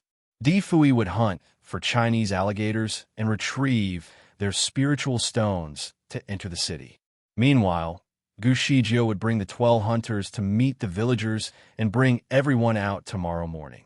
The 12 of them knew the strategies to find the Chinese alligators. Hence, they quickly shared it to Di Fui without any delay. With these strategies and Di Fui's capabilities, it was not difficult for him to kill a few Chinese alligators in a day.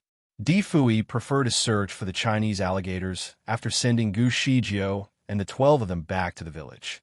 After all, Gu Shijiu could not perform teleportation with all 12 of them. It was very risky, especially since many ferocious beasts often attack people at night. He was worried about her safety.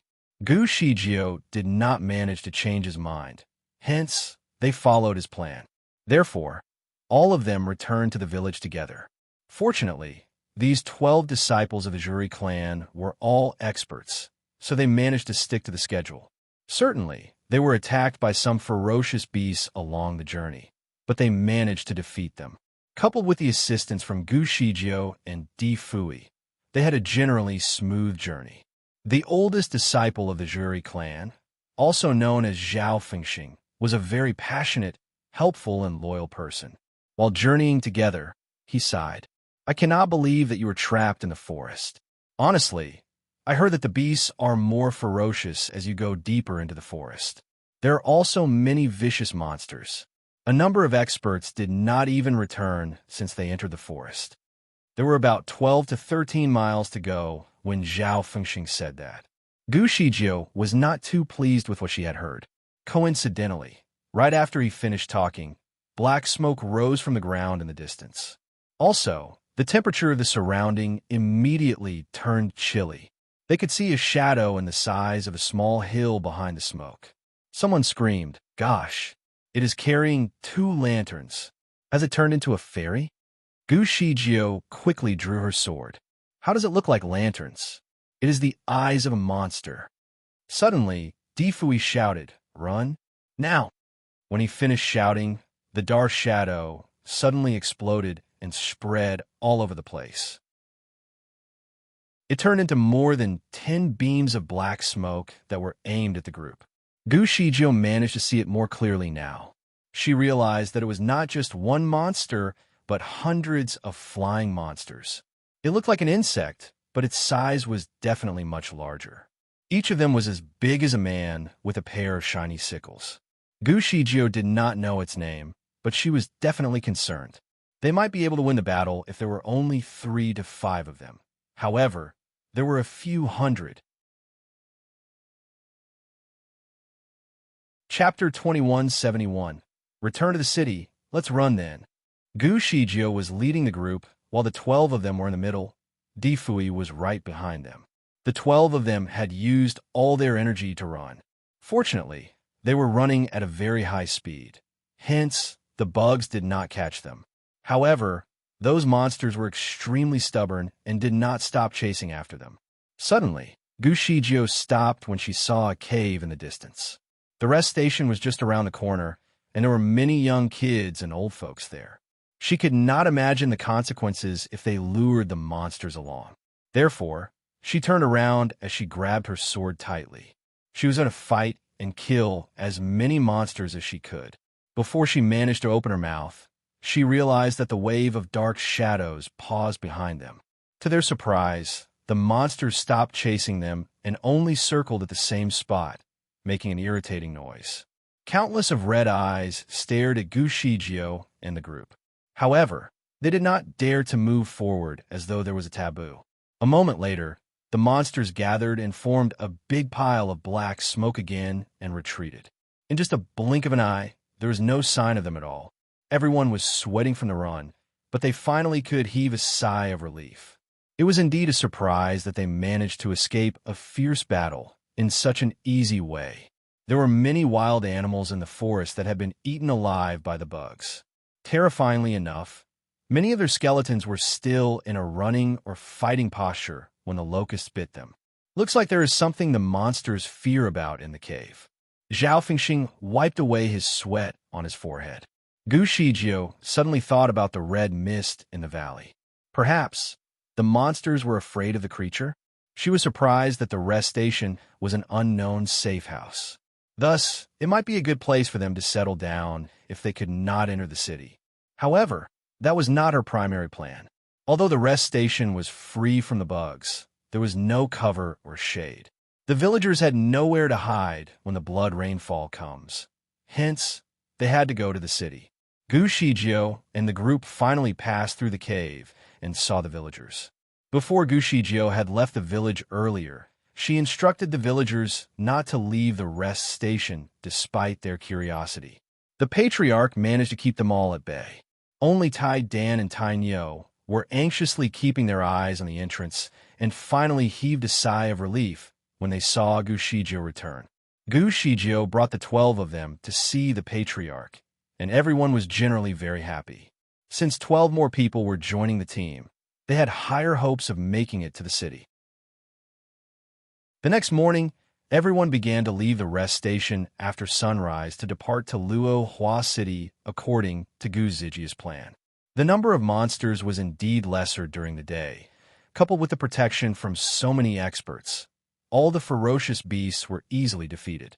Finally, they have arrived at Luo Hua City during sunset. As the villagers looked at the high green wall at the entrance and the soldiers that surrounded it, they cried and shed their tears of joy. Males and females below 30 years old are allowed to enter the city.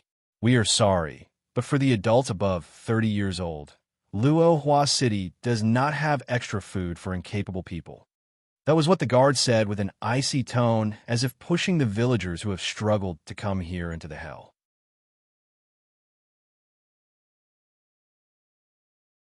Luo Hua City was secured with a circle of very tall walls. The gate was made of solid metals, which made it exceptionally strong. The metals would remain rust-free even after years of exposure to the air. Moreover, it had the ability to work like a magnet to attract all the weapons of the intruders. Both sides of the gate were tightly sealed at the moment. There's only a small entrance visible in the corner. Only one person could enter at a time. Find authorized novels in Web Novel Faster Updates. Better experience, please click www.webnovel.com for visiting. There was a wide and deep river surrounding the city walls. Instead of being a moat filled with water, it contained fiery red molten lava that would melt the skin and bones of anyone who unfortunately fell into the river. When Gu Zijia's group approached the city wall, it was already late in the evening, and the place was getting dark very rapidly. Right behind them, wild beasts were growling loudly as the night started to fall upon them. On top of the walls, guards were looking down at them from above, as if looking at a group of beggars. Go, go, leave. Our city will only accept people with great strength or special ability. Beggars are not welcomed here. You should leave now. The clan leader was not ready to give up. He took 2 courageous steps forward and said, Sir, with all due respect, we used to be the citizens of Luo Hua City. However, we were trapped in the outskirts due to some unfortunate incident. We are simply returning now. I do not care who you are. If you wish to enter, you must have the spiritual crystals. 1 crystal for every 20 entries, not a stone less. The unscrupulous guards tempted to harass these villagers with ragged clothes. They also did not believe that these people would be able to offer any spiritual crystals. Indeed, the clan leader had nothing to offer. Difui was still out there hunting. Last night, after making sure that Gu Shijio and the rest of the people were in safe hands, he left promptly after a short rest. All alone, he ventured into the dangerous land to obtain the spiritual crystals.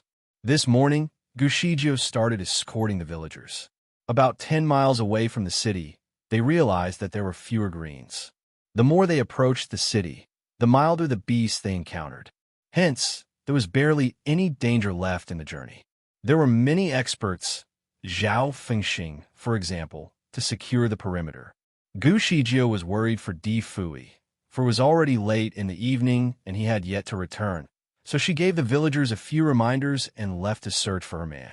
Therefore, the clan leader was the one who took the lead at the moment. Zhao Fengxing was at the back of the troop initially. Upon hearing the fuss at the walls, he stepped forward and looked up confidently at the guards. Don't worry, we will present the spiritual crystals to you, not one less. Zhao Fengxing had seen the way Difui and Gu Shijio fought in battles, so he was confident about their return with the crystals. The guard at the city gate recognized Zhao Fengxing. He had been here at the gate with his men a few days ago. The guard gave him a suspicious look and started judging. When did you start mixing around with these beggars? Are you trying to use these beggars to gain our sympathy to let you into the city because you have failed to obtain the spiritual crystals? Let me tell you, there is no chance at all. Zhao Fengxing refused to argue with these arrogant guards. He retrieved a red crystal from his bag. We already have one. The glistening red stone shone with great luster. The guard took a careful look at the crystal and said, All right, you are capable. All 12 of you may enter, but not the rest of the group. Didn't you say that 1 stone could permit the entry of 20 people? Zhao Fengxing questioned. Right, you can pick 8 people from this group of beggars to come in with you. Zhao Fengxing heaved a sigh of relief before selecting 20 women and children to enter the city. These people were generally weaker, so they eagerly needed a place to rest after a long, dreadful day of travel. Chapter 2173. A Group of Beggars. 2. Surprisingly, the guard went against his words after seeing the selection of the first 20 people. Even with the spiritual crystal, only the adults within the permitted age range can enter. All men below the age of 50 and women below the age of 30 are allowed to come. The elders and the children below 12 years of age are not welcome. The city has no place for useless people. The guard started insulting them. The people were startled by his hurtful demand. Out of all the people there, about half the troop was in the permitted range. There were about 30 women above 30 years of age and 30 children below 12 years of age. These people were either the parents of the strong, eligible men or their children. If abandoned, they would have no chance of survival. Soon, some people started sobbing helplessly. Some of the elders were furious. The children held on tightly to their parents' clothes, as they were too afraid to be abandoned. Meanwhile, the clan leader was obviously infuriated. What kind of rule is this? How can you be so ruthless to these innocent people? Where's the governor of a city? I want to meet the governor. The guard gave him a laugh. Our governor is a man of nobility. A beggar like you is not entitled to meet someone as noble as him. The guard then demanded impatiently, Are you going to come into the city? Make your decision now. The gate will be completely closed in an hour. You will not be able to enter, even if you change your mind. Zhao Fengxing looked up and saw the signs of red clouds emerging amidst the darkness. As soon as these red clouds gathered, the rain of blood would fall. The rainwater was not corrosive like acids that could erode anything once touched. Instead, it was more like a disease. A droplet would cause the skin to rot. The worst part was that it was incurable. The only way to avoid contact was to hide in a deep cave. Furthermore, it is preferable that each individual still shield their bodies with a layer of enchanted animal skin to be completely safe from the rain. Zhao Fengxing predicted that the blood rain would start pouring in an hour. He could not help but look into the distant woods and wonder why the duo had not shown up. If they were here, they would probably figure something out. Fortunately for the villagers, Zhao Fengxing was someone with personal loyalty for his friends. After a brief discussion with his junior apprentices, they announced proudly, "We will either go or stay behind together with these villagers. We will not enter the city at the moment. I'm the son of the governor, Hua Zhichuan. About a century ago, I left to hunt with a group of friends, and we were unfortunately trapped in the depths of the valley. These people are the descendants of my friends. If you tell the governor about my identity, I believe that he will let us in." The clan leader finally uncovered his family background. He could tell that these men from the city were well equipped with spiritual power. With the support of spiritual power, one's lifespan could be greatly increased. As the governor of the city, his father used to have his spiritual power at level 7, who happened to be the man with the greatest power in the city at the time. He was expected to live up to 500 years. Before Hua Zhichuan left the city, the old governor was only 50 years old. His father would be 180 years old by now, so he should be around and was most probably the present governor of the city. His father loved him very much as a child. If he knew about the return of his beloved son, he would definitely let everyone else in. Nonetheless, the guard gave him a sarcastic reply. "I do not care if you are called Hua Zhichuan or Yi Zhichuan. I have never heard of any of your names." He gave Hua Zhichuan another judgmental look before adding another scornful remark. "From your old and shady look, I think you are more than 100 years old. Our governor is a young man at the peak of his youth. How can he possibly have a son as old as you? If you want to lie, you have to lie properly. Moreover, our governor's surname is not Hua."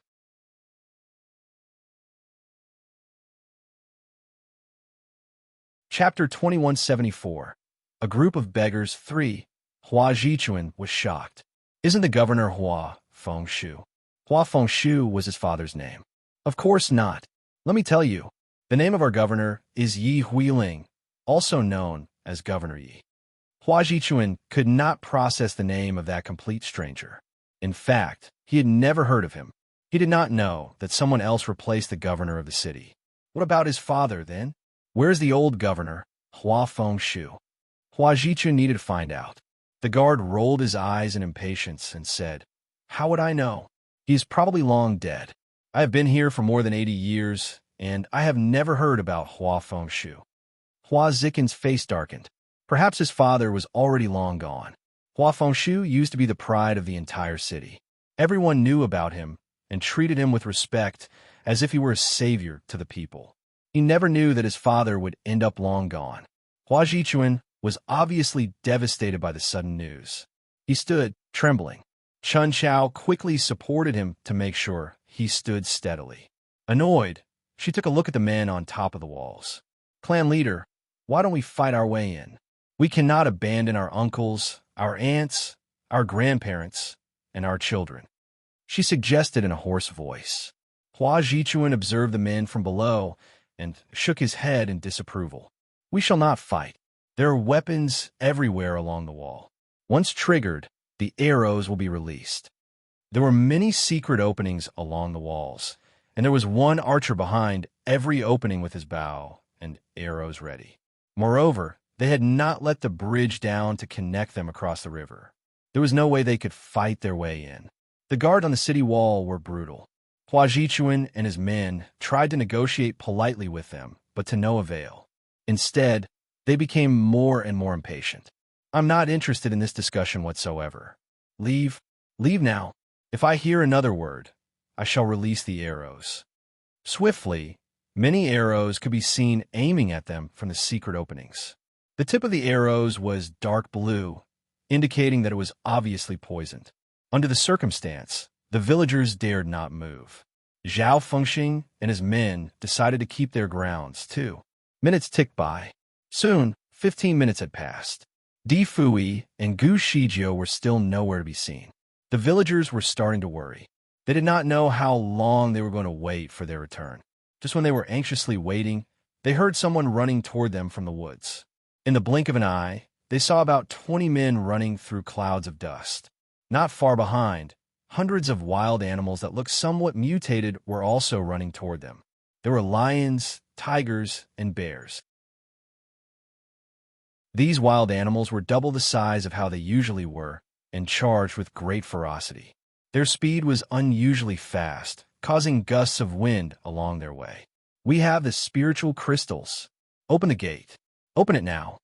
The leader shouted out loud to the men on top, while raising the red crystals in the air to prove his words. These men had obviously been through a tough time to obtain the spiritual crystals. Many of them were injured with bloodstains all over their clothes. The guards could see the crystal clearly. With a wave, he commanded for the release of the bridge. While the bridge was slowly dropping, the wild animals were already in close proximity. Fortunately, the 20 men had good kung fu. Before the bridge was fully released, they took a leap into the air and landed on the bridge. Quickly, they ran towards the city. Chapter 2175. A group of beggars. The wild animals knew that they could not reach the 20 men, so they decided to change targets. Instantly, they lunged towards the helpless villagers that waited for their entry at the gate. The villagers were scattered. While waiting, some decided to stand, others took their seats. Upon seeing the beasts approaching, they panicked. The beasts were smart enough to tell which ones were the weaker ones. Therefore, most of the beasts chose to attack women and children. Tai Dan, Tai Nio, and their men were eager to save their family from the attack, so they fought the beasts to the best of their abilities to keep them away. Nonetheless, they were obviously outnumbered by the abundance of ferocious beasts surrounding them. Even with the help of Zhao Fengxing and his men, they were not able to keep everyone safe. The villagers were in a frenzied state to stay alive. The children were crying. The adults were screaming for help. It was complete chaos. Some were too nervous to care about which way to run. They ran towards the suspension bridge that was still slowly moving down. "You are not allowed on the bridge." A voice came from the top of the walls. Instantly, the guard commanded the release of an arrow, and it almost hit the foot of the first man. "I will kill anyone who steps foot on the bridge." The command of the guard was very alarming. Apparently, they were not willing to give in.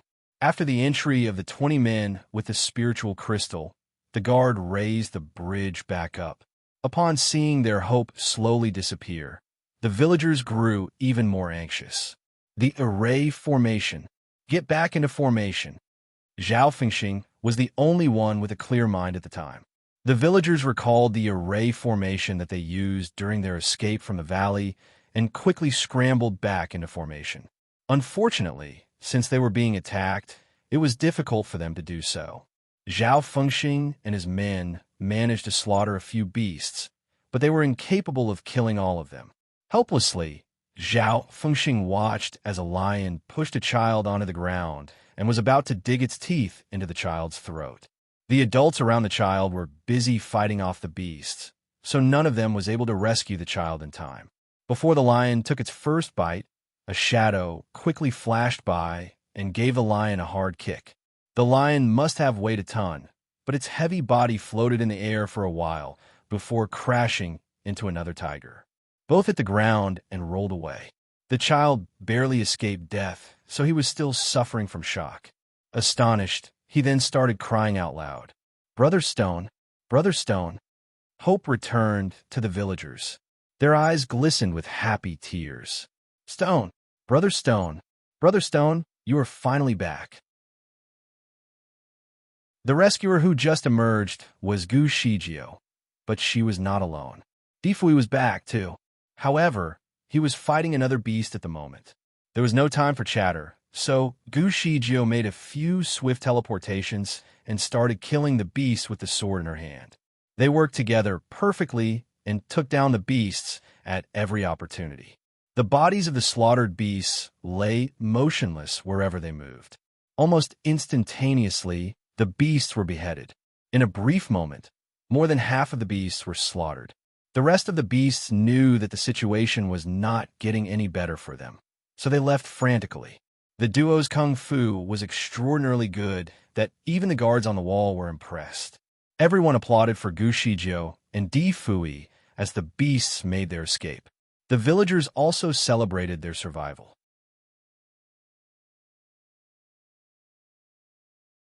Chapter 2176. Entry into the city. Difui raised his hand to release 7 spiritual crystals into the air. They floated in a straight line and shone with sparkling light. He looked at the guards at the top of the wall and demanded, "Here are the spiritual crystals. Open the gate." It was the first time that the guards had seen so many spiritual crystals at once. The leader hesitated a little out of jealousy, but he still had to hold on to the same principle. Zhao Fengxing explained the situation to the duo. While he was explaining, many eyes focused intensely on Gu Shijio, as they were hopeful that her presence would change the situation for the better. Frowningly, Gu Shijio looked up into the sky and realized that the rain of blood would fall in half an hour. These people needed to enter the city as quickly as possible. She had made a promise to the deceased elders to make sure that everyone would arrive safely in Luohua City. After a moment of consideration, she took out a huge red crystal from her sleeve. It was 2 times bigger than the size of the ordinary crystals. If the red crystals were third-class gems, this one belonged in the second class. It was very rare to come across this size of crystal. One such crystal was equivalent to 3 ordinary ones. She showed the crystal proudly. "I would like to offer you another second-class gem in exchange for shelter for all of us." The guard fixed his eyes on the red crystal. He knew the type of gem very well. Hesitantly, he answered, "I cannot do so. I did not set the rule. The governor made it. I dare not do as I please. Please invite the governor. I would like to have a word." The guard smirked. "Lady, our governor will not simply see anyone. It is not easy for you to meet him. Unless what?" Difui interrupted coldly, and the guard was taken by surprise. The city guard was used to acting arrogantly. He was not highly positioned, but he bore an important responsibility. Everyone who entered or left the city must act according to his conditions. The people had to ingratiate with him in order to have a smooth journey. He was not afraid of anyone, except for a few members of the city's noble people. He gave Difui a lewd expression. "The governor has always been very considerate to beautiful women. The lady here is obviously very attractive. If she agreed to spend a night with the governor, he would probably, before he could finish, a hard slap at his face stopped him from making any offensive remarks.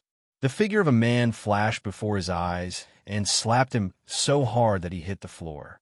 It could have easily sent him down the wall. The intruder obviously did not hold back his strength.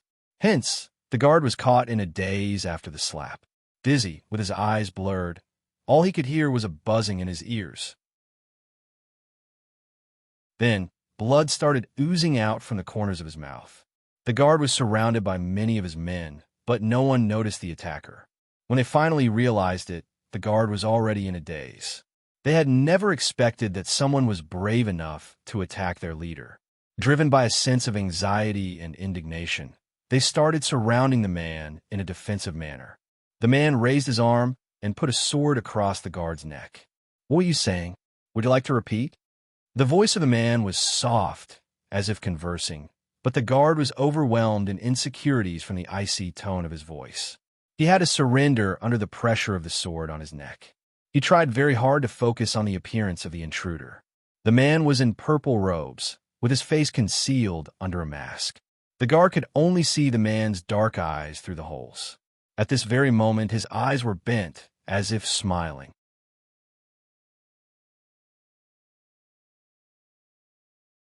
The guard was expecting the intruder to be glaring at him with a serious face.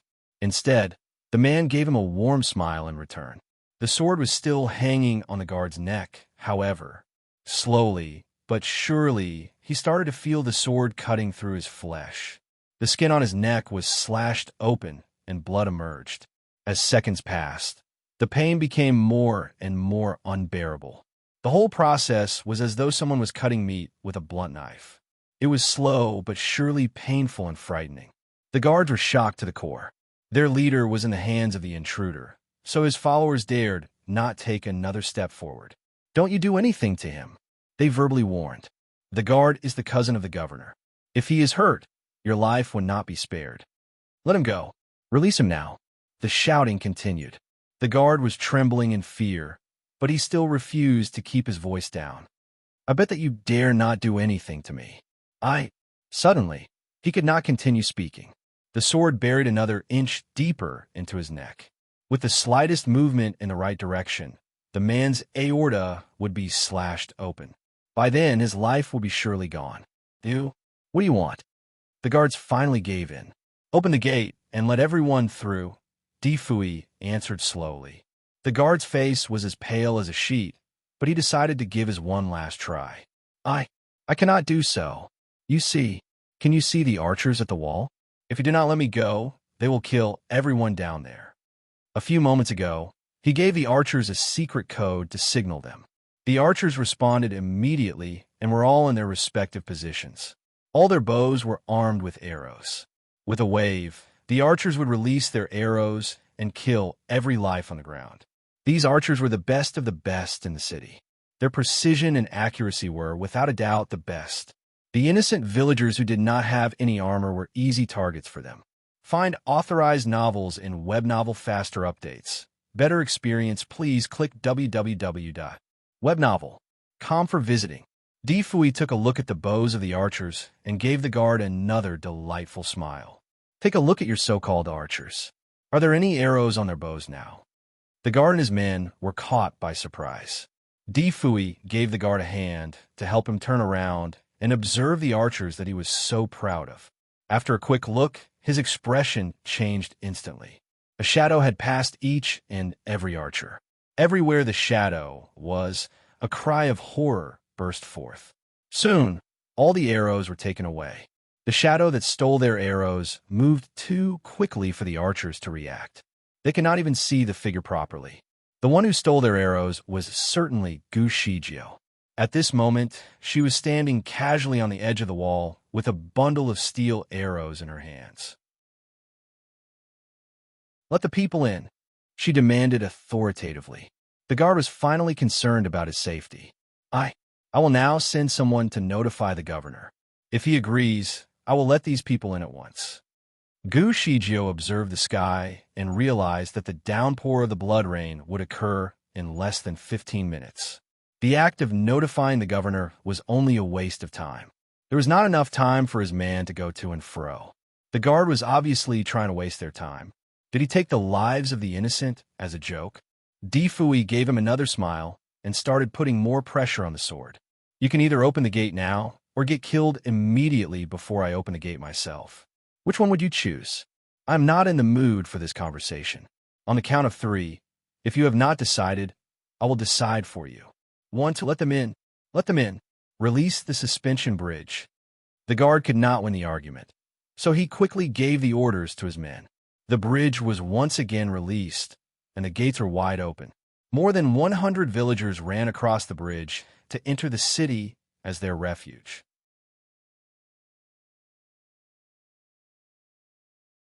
After the entry of the villagers into the city, there were only 5 minutes left before the downpour.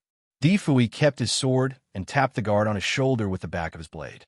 "Do not attempt to mess this up. Otherwise, I will give you a hard time." The intruder was too unpredictable, so there was no way one could guard against him. The guard could not care less about these people at the moment. He quickly commanded, "Close the gates. Open up the protective shelter. Now." The soldiers on the wall were well trained.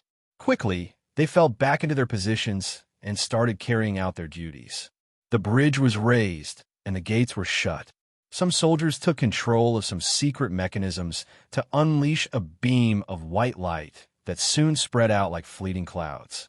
The scattered light started to move towards the city center to shield the entire area. A few moments later, light from varying directions covered up the entire city in a dome shield. Soon after the formation of the light dome, drops of blood rain that were as big as the size of a coin started pouring down. The rain hit the wizardry barrier in the shape of a light dome and slipped off its surface like an umbrella. Traces of blood were left behind, making the shield look somewhat terrifying. When the raindrops fell on the shield, the cracking sound was grating on the ear. Also, the dome shook unsteadily as a result of the downpour. It was a worrying sight. The villagers had just entered the city and were given the opportunity to witness the occurrence, so they all stood to gaze at the sky. Gu Shijio was busy observing her surroundings. She found the city rather odd. The buildings were mostly in the shape of a Mongolian yurt with wedge-shaped structures. The sizes of the yurts varied. Along the streets, there were shops. Generally, the buildings were quite glamorous. Different shops supplied different needs. For example, weapons, clothing, and daily necessities. Most of the shops that could be found anywhere else in the mortal world were present. Due to the odd appearance of the outsiders, many citizens filled the streets just to satisfy their curiosity. However, Gu Shijio also realized that these citizens did not dress very well. Most of the people had very ordinary garments made of coarse clothes, unlike the clan leader's description of the city, where more than half of the people could afford to dress glamorously and ride in the best carriages. What she saw appeared to be the exact opposite. He said that the people in the city lived and worked in peace and contentment. The people here, however, did not seem to lead a very good life. Most of the people looked tired, and their hands looked rough.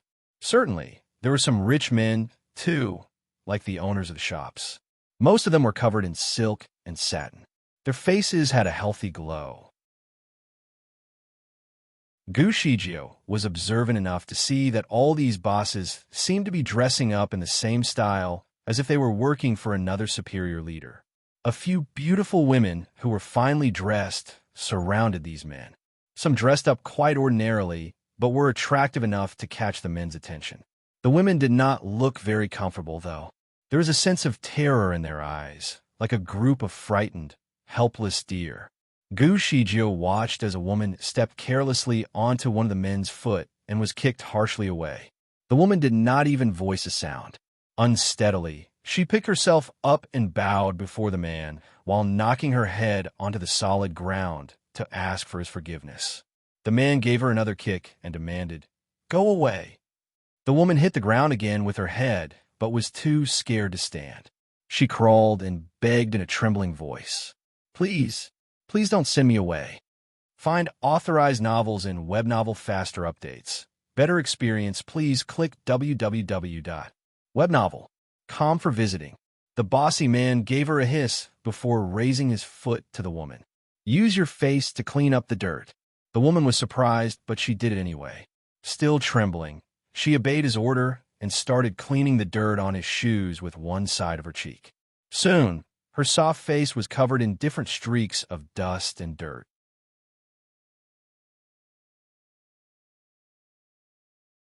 Chapter 2179. The arrival of the governor. The man, finally, forgave her. He then threw a handkerchief at her and demanded, "Lousy woman, you'd better clean up your face." What a disgusting look. Gu Shijio could not contain her anger. Her fingers clenched in frustration, and she was ready to confront the rude man. The woman beside Gu Shijio quickly stopped her and warned, "Lady, stay out of trouble. These bosses are the men of the governor. If you get yourself involved in things that you should not be involved, you will be sent out of the city." Death was the only outcome if anyone was sent out of the city. Therefore, the people here chose to endure hardship even in the worst conditions. Gu Shijio took another look at life in the city. There were blacksmiths forging irons tirelessly. In the small building next to the workshops, some were busy weaving them. These workers dressed in the simplest way. They worked hard with their heads down while focusing completely on their work. Along the streets, soldiers patrolled the area every now and then. The segregation of their social statuses could be told apart based solely on the way the people dressed. The workers were the people of the lowest status in society. On the other hand, the soldiers were a class higher than the common people.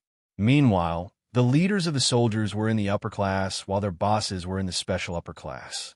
The guard had suffered a great loss in pride under D. Fuyus' life-threatening sword. He wanted to take his revenge, but unfortunately, D. Fui fed him with a pill before releasing him and warned him not to do anything reckless. Otherwise, he would have to suffer another painful lesson. The wound on the guard's neck required immediate medical attention, so revenge was not his priority. After giving commands to protect the city, he quickly left to treat his wound. Instead of having to handle the leader of the guards, the newcomers were greeted by another group of people. Newcomers can come here to register yourselves. Some people started shouting in the streets. Soon, hundreds of soldiers emerged from the domed buildings behind the shops. They started surrounding the newcomers in a circle. D. Fui was astonished by these soldiers' spiritual power. He could tell from their appearance that their spiritual power was actually quite strong, at least at level 3 and above. The strongest one was the leader, who was already at level 4.5. The junior apprentices of Zhao Fengxing were at level 3 or so. Only Zhao Fengxing's spiritual power was more advanced. He was already at level 4. In the upper bound, these soldiers would not even be qualified to be servants. However, in the Shura world, where spiritual power was scarce, these men's spiritual power was considered as extraordinary. These soldiers pushed the newcomers forcefully into one of the yards, like herdsmen leading their animals into the stalls. Go in there. Do as you are instructed. The lady who gave Gu Shijio a word of advice back then was actually a cleaner who looked like a woman in her 40s. After a brief exchange, Gu Shijio was surprised to learn that she was only 24 years old. From the lady, Gu Shijio found out more about the general life in the city.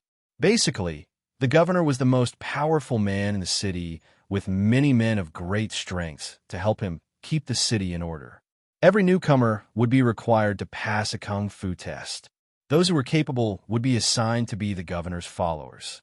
These qualified men would be gifted with the company of very beautiful women, glamorous houses, and scrumptious food.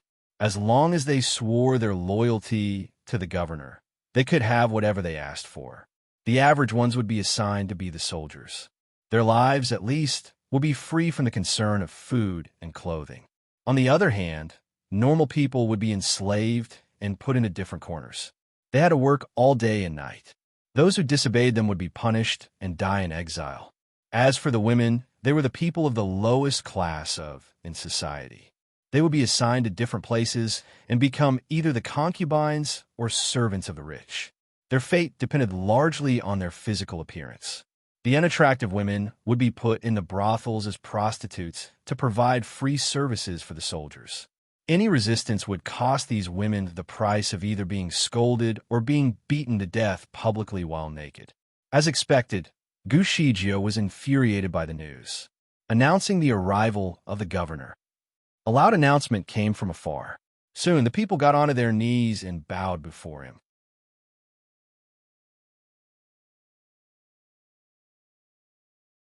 Gu Shijio and Di Fui did not kneel. Hence, the clan leader and the villagers followed their example. Zhao Fengxing pondered for a moment and decided to stop his junior apprentices from kneeling as well. Find authorized novels and web novel faster updates. Better experience, please click www.webnovel.com for visiting. The governor showed up in the most dramatic way that he possibly could. First of all, a light blue ship started sailing through the air in the sky above the city. There was no paddle to propel the body of the ship forward. Instead, it moved across by swinging 2 giant wooden wings in the air. 4 young men were standing on the ship. All of them looked very handsome. The young men were seemingly protecting a man in purple robes. The man in purple robes was sitting at a white jade table. There was a set of chess pieces in front of him. With a chess piece in his hand, he looked like he was trying to win the game. Surrounding the ship were 8 celestial cranes, each carrying a lady in a white dress with her face covered under a veil. Some of these ladies were carrying layers of fine gauze in their hands. Others carried flower baskets to spread colorful petals along the way. The flowery scent filled the air long before the ship arrived. Gu Shijio was astonished. In a strange way, she somehow felt that it was a scene that she had witnessed some time before. The experience had definitely left an unforgettable impression on her. She fixed her eyes at the man in purple robes. Due to the distance, she could not really see his face with his head lowered. In a blur, she could only see a glistening red gem hanging somewhere on his head. Her heart started thumping in nervousness. Suddenly, someone caught her hand in a tight grasp. She turned around and met Di Fuya's pitch-black eyes. He looked at her with a tight smile before directing an audio message to her. Is he really that good-looking? Are you mesmerized? He was clearly jealous. His act of jealousy came as a heartwarming gesture to Gu Shijio.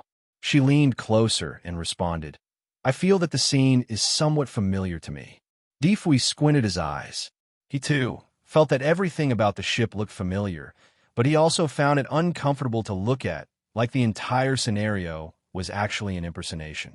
The ship approached quickly and was already in the sky above the city. The ladies on the cranes waved their hands to release a roll of pale, purple gauze from above. The soft fabric danced gracefully in the wind before reaching the ground. There, it served as a bridge between the ship and the land. The four young men quickly traveled down and landed on the ground. They kneeled before the ship. Welcome the arrival of Governor. The rest of the people followed. Welcome the arrival of Governor. The greeting ceremony was rather impressive. Along the streets, people were all kneeled. Only Gu Shijio and her group were still standing, thus creating a strong contrast. Some soldier approached them and commanded hoarsely, Why don't you kneel before the governor to welcome his arrival? Gu Shijio gave him a nonchalant reply. Is there any rule that says that I must kneel to greet the arrival of the governor? The soldier was speechless. Such a rule did not exist. What they did was a mere custom that was practiced over the years in society. Gu Shijio possessed a composure that was intimidating to others. Moreover, the soldier had seen how she and Di Fui fought against the ferocious beasts, so he was well aware that she could easily take his life. Her question left him speechless, for he was concerned that she would kill him. Before the soldier could ask anything more, a voice came from the ship above them. It is fine. I sympathize with their tragedies. Moreover, they are newcomers, so there is no need for them to follow the customs of Luohua City. His voice was magnetic, but his words sounded unnatural, as if carrying a fake accent. Gu Shijio had a strong dislike for it. The spiritual level of this man is already at level 9, so we shall not act impulsively. There are many things about the city that are not right, so we need time to investigate the matters. Baby, you have to be patient. Di Fui directed an audio to her. You're tuning into the Romance Rendezvous YouTube channel. We're so grateful for your support, and don't forget to subscribe to join us on this incredible journey through captivating stories. Your generosity through donations truly makes a world of difference, as it's the primary source of revenue that allows me to expand and enhance this channel for you. Thank you from the bottom of my heart for being a part of this adventure.